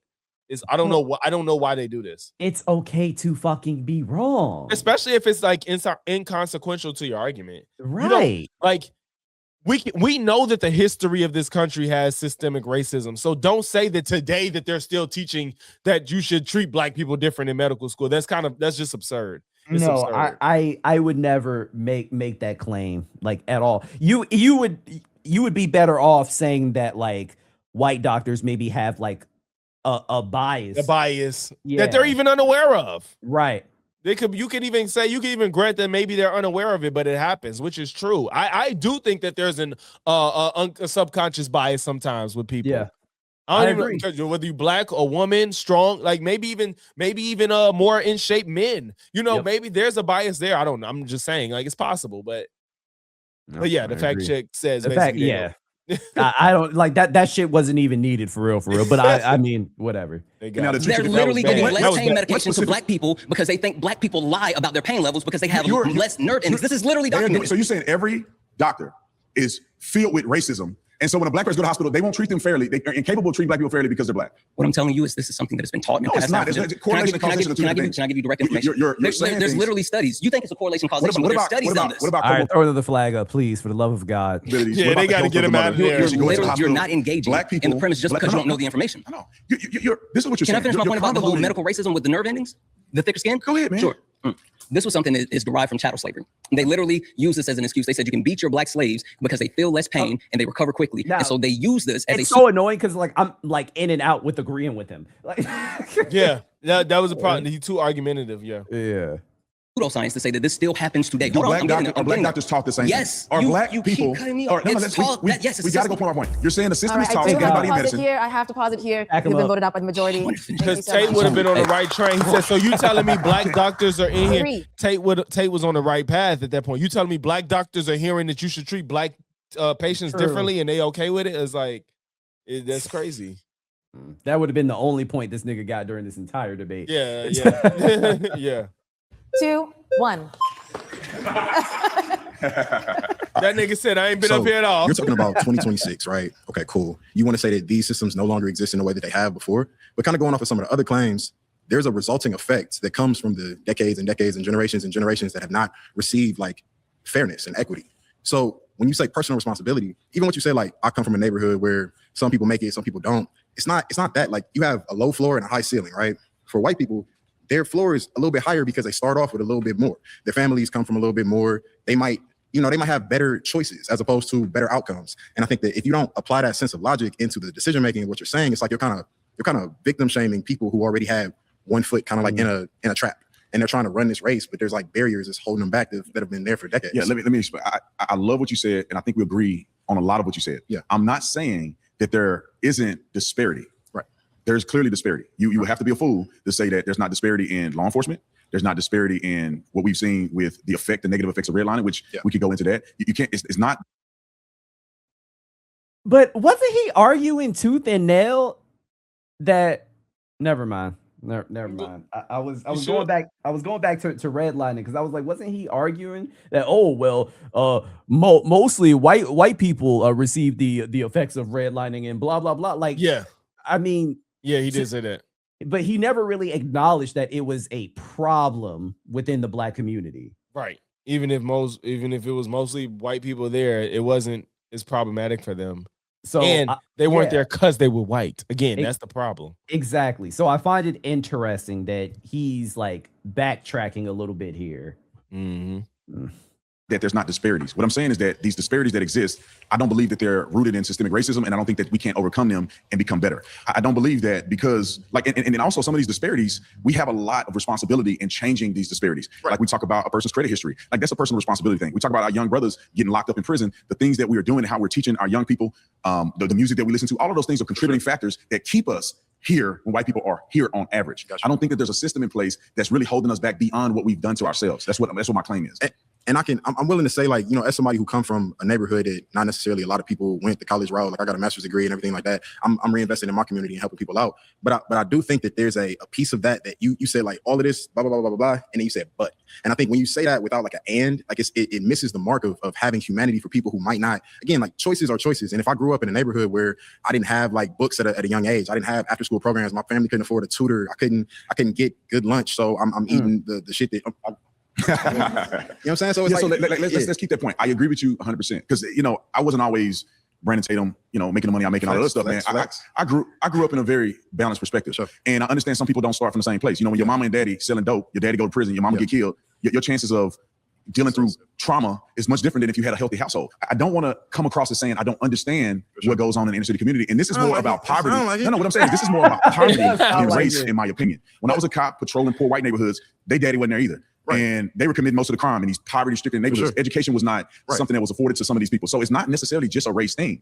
You know, and I want us to get past the point of using it as an excuse to say, because we're black, we uniquely have these things that are holding us back. And I don't know if that's true. But no, so I work with students with special needs, right? And a lot of times what we say when we have their diagnoses is it's not an excuse as much as it's an explanation. And it's like you have a reason or a rationale behind why something exists. And when you have that, it's like you have to let that seep into your thinking. And it's like, I think that was actually really well said. Bro, this nigga had like the least bombastic interaction, but it was the like he Most had basic. like the best exchange, I think, in this whole show. I think they had the best exchange. But you know what? I feel like and this is not a knock on him because I can tell this brother is educated, but I feel like he broke it down so simple in order for this dummy to understand. Yeah, he did. Like the conversation was more digestible because it was simple. And you heard him say he works with kids. He knows what lane he was in with Tatum. So true.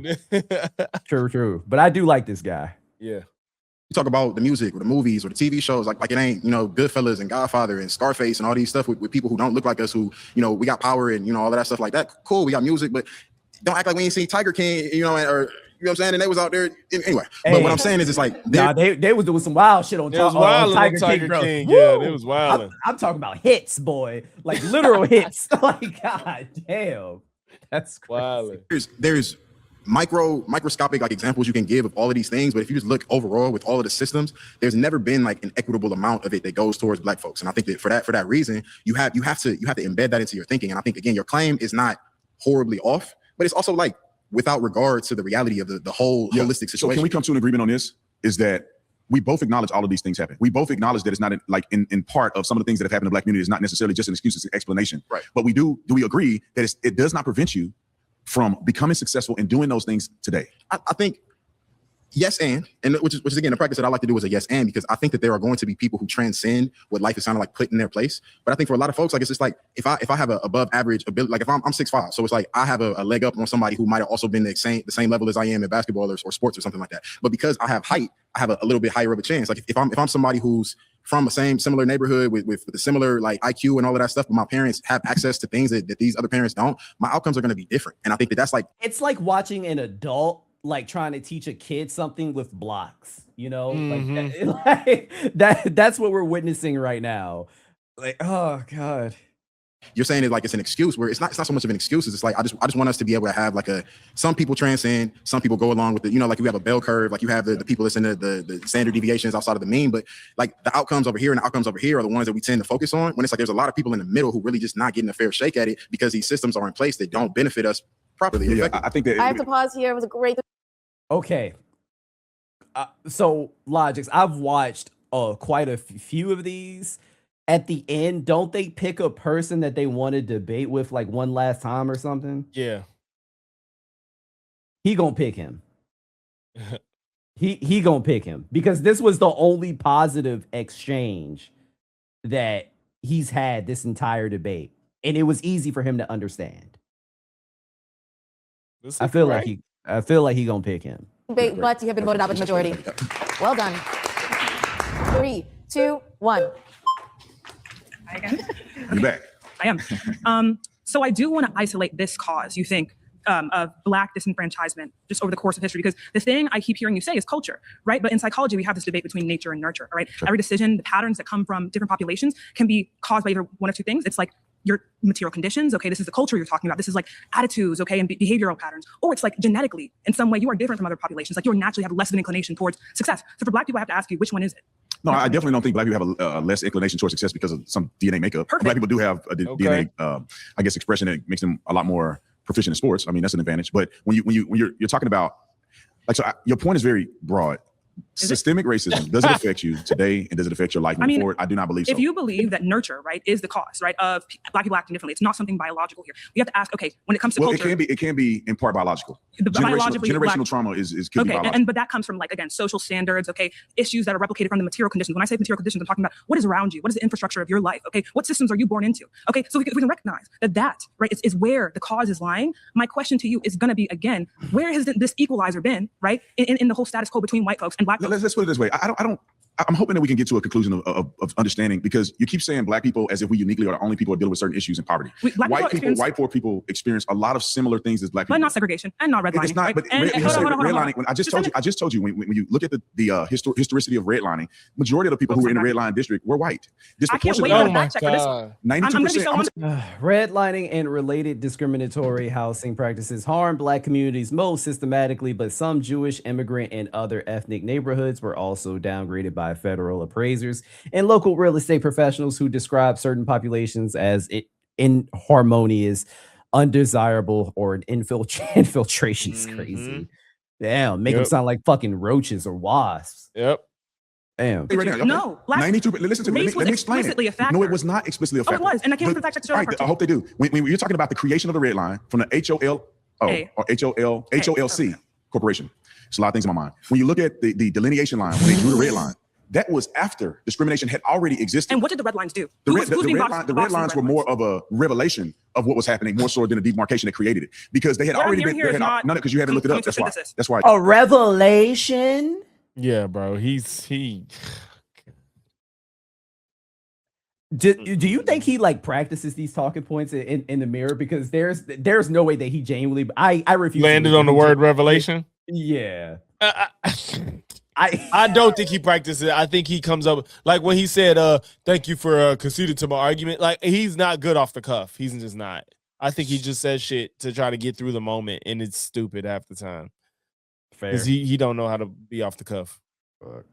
I did a lot of looking up. You didn't do enough. So some of these discriminatory practices by lenders occurred way before there was a red line. The negative effects of redlining affected white people and Black people. How about this? Disproportionately affecting Black people. How about this? Let's get back to the cause of Black individuals' strife in America. Okay? I want you to isolate again. For me, if it's not biological, where's this culture coming from? How does it happen? It's like, for instance, when you look at Black culture, 30s, 40s, 50s, it's very different. Where does it come from? There was no gangster hip hop music that was talking about killing and thugging and smashing every day. That didn't exist. Black families were intact at a higher rate. Black entrepreneurship was up. Education was prioritized in the Black community. We began to see that degrade over time. So it's impossible almost to say slavery caused Black people to be here. We're not accounting for the explosion of success here in the Black community.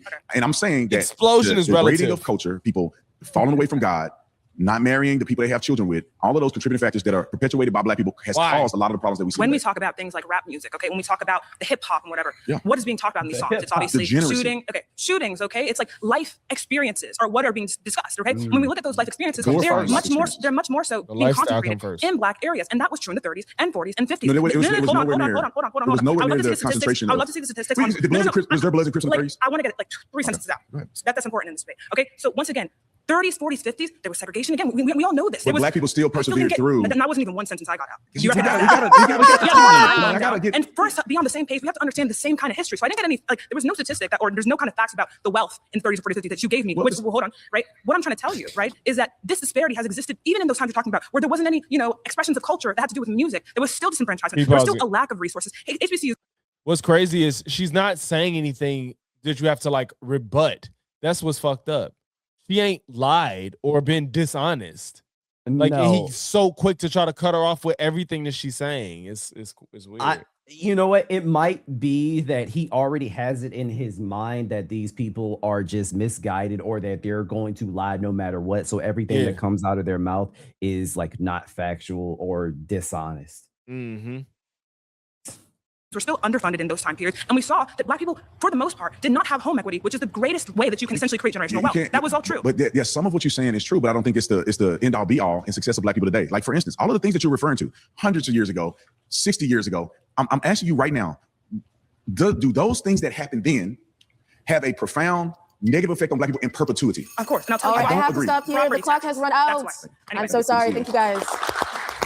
In the final debate, Officer Tatum gets 10 minutes uninterrupted. There's been a lot of conversations here today. Officer Tatum, it's up to you now to choose. Look around, think carefully. Who would you like to continue the conversation with? God dang it, that's a hard one. It's hard. It's hard to pick. I think I had a few that I would like to finish. They all got a lot of energy. They all want to talk. I want the gentleman in green shirt. All right. Do you have a Oh, plan? really? I'm shocked that he picked him. Yeah, he gave him the most pushback. Wow. I mean, I'm not gonna lie to you, bro. This shit was kind of trash because they didn't even because they didn't even really like get into. So they did something different. They like did. If you want to watch it, we can. But I would just skip to when they started asking everybody in the crowd what experience they had with being a racist experience they had. What they talk about got to nothing. And what ended up happening is they finished up with him asking everybody that was there, like, how many of y'all have had an incident of racism or something or held y'all back? And people was giving personal testimonies. And Okay, so I'm with you. So fast forward. Yeah, bro. It's just, they didn't really get to anything within their back and forth, and then it turned into that. And that's how the show ended. Okay. Yeah, you see her with the mic. Yeah, so you could like go right before so you could hear when he asked them. I forgot how he framed the That's not question. true. Those differences are wildly exaggerated. It's not. I actually believe that systemic racism is. You're saying there's systems in place, or there's a continuation so you have stopped you from being successful in America. Right? So you have stopped you from being successful in America. Hold on. So you have stopped you from being successful in God America. damn. So you Press have the actually arrow. believe that systemic racism Okay. is. You're saying there's systems in place, or there's a continuation of either systems, policies that are in place that are disenfranchising black people. Name one of them. So let me explain. Name one. We got to make it quick. We've already named a number. We've named What policy affirmative stopped you from action. being successful? I haven't been stopped from being successful. Why? Well, if you look at the data, Hold on, let me stop you real quick. We'll get to that. Right. No, I just want to do a quick poll. Raise your hand if there's white supremacy has stopped you from being successful in America. Second and third generation. No, I'm talking about right now. Yes, keep it personal. Some of you can see, others cannot. I have a scar on my knee, on my leg. I was impacted by the healthcare system not supporting Black women when my leg was broke in 2 places. I was on blood thinners. I couldn't have Tylenol because I'm allergic to Tylenol. Couldn't have Advil. They wanted to give me opiums, and I refused. I told them I did not want that. I told them I struggle with morphine. Do you have anything else to please provide me? And they refused. They only gave me the opiates. And they told me that I had to just go with whatever. Only to hear from a Black doctor 2 weeks later that I could have just had a muscle relaxer. Those doctors actively chose not to do their research to find a better way for me to go through less pain. They decided they wanted me to experience pain from a broken leg. You wanted me to raw dog. To be fair though, is that like a lack of education or bro? It's yeah, and that's where I want. Sometimes when people be so wrapped up in their own thoughts, they don't look at the bigger picture. Because like even when I text you with my incident at the movies, I'm like, maybe he wasn't being racist. Maybe he just like was just on some I wanted to be by myself. Like it's just like it just depends. So you could think it's racist, but it's hard. Sometimes it's hard to tell. Unless it's extremely blatant. Sometimes, like you said, sometimes it's hard to tell. It could be a lack of education. It could be sexism. Even it could be True. sexism. It don't necessarily have to be racism. You know. You know what? I actually hate that he asked this question though, because no matter what these people say, he's just gonna shrug it off. He's not gonna change it. And again, even if nobody raised their hand, there's still selection bias in this room. Yep. Still, if nobody raised their hand, that wouldn't prove his point either. All that pain. All that pain on nothing.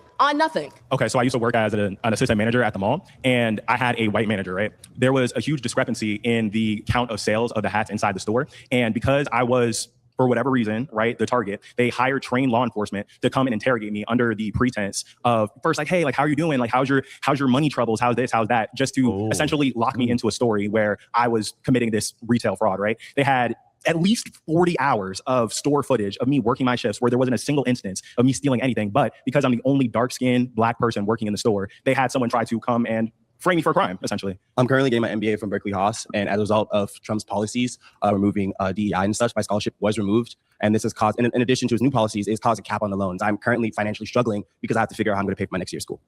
Basically, when I was younger, there was an officer at our school who would always kind of interrogate me every day.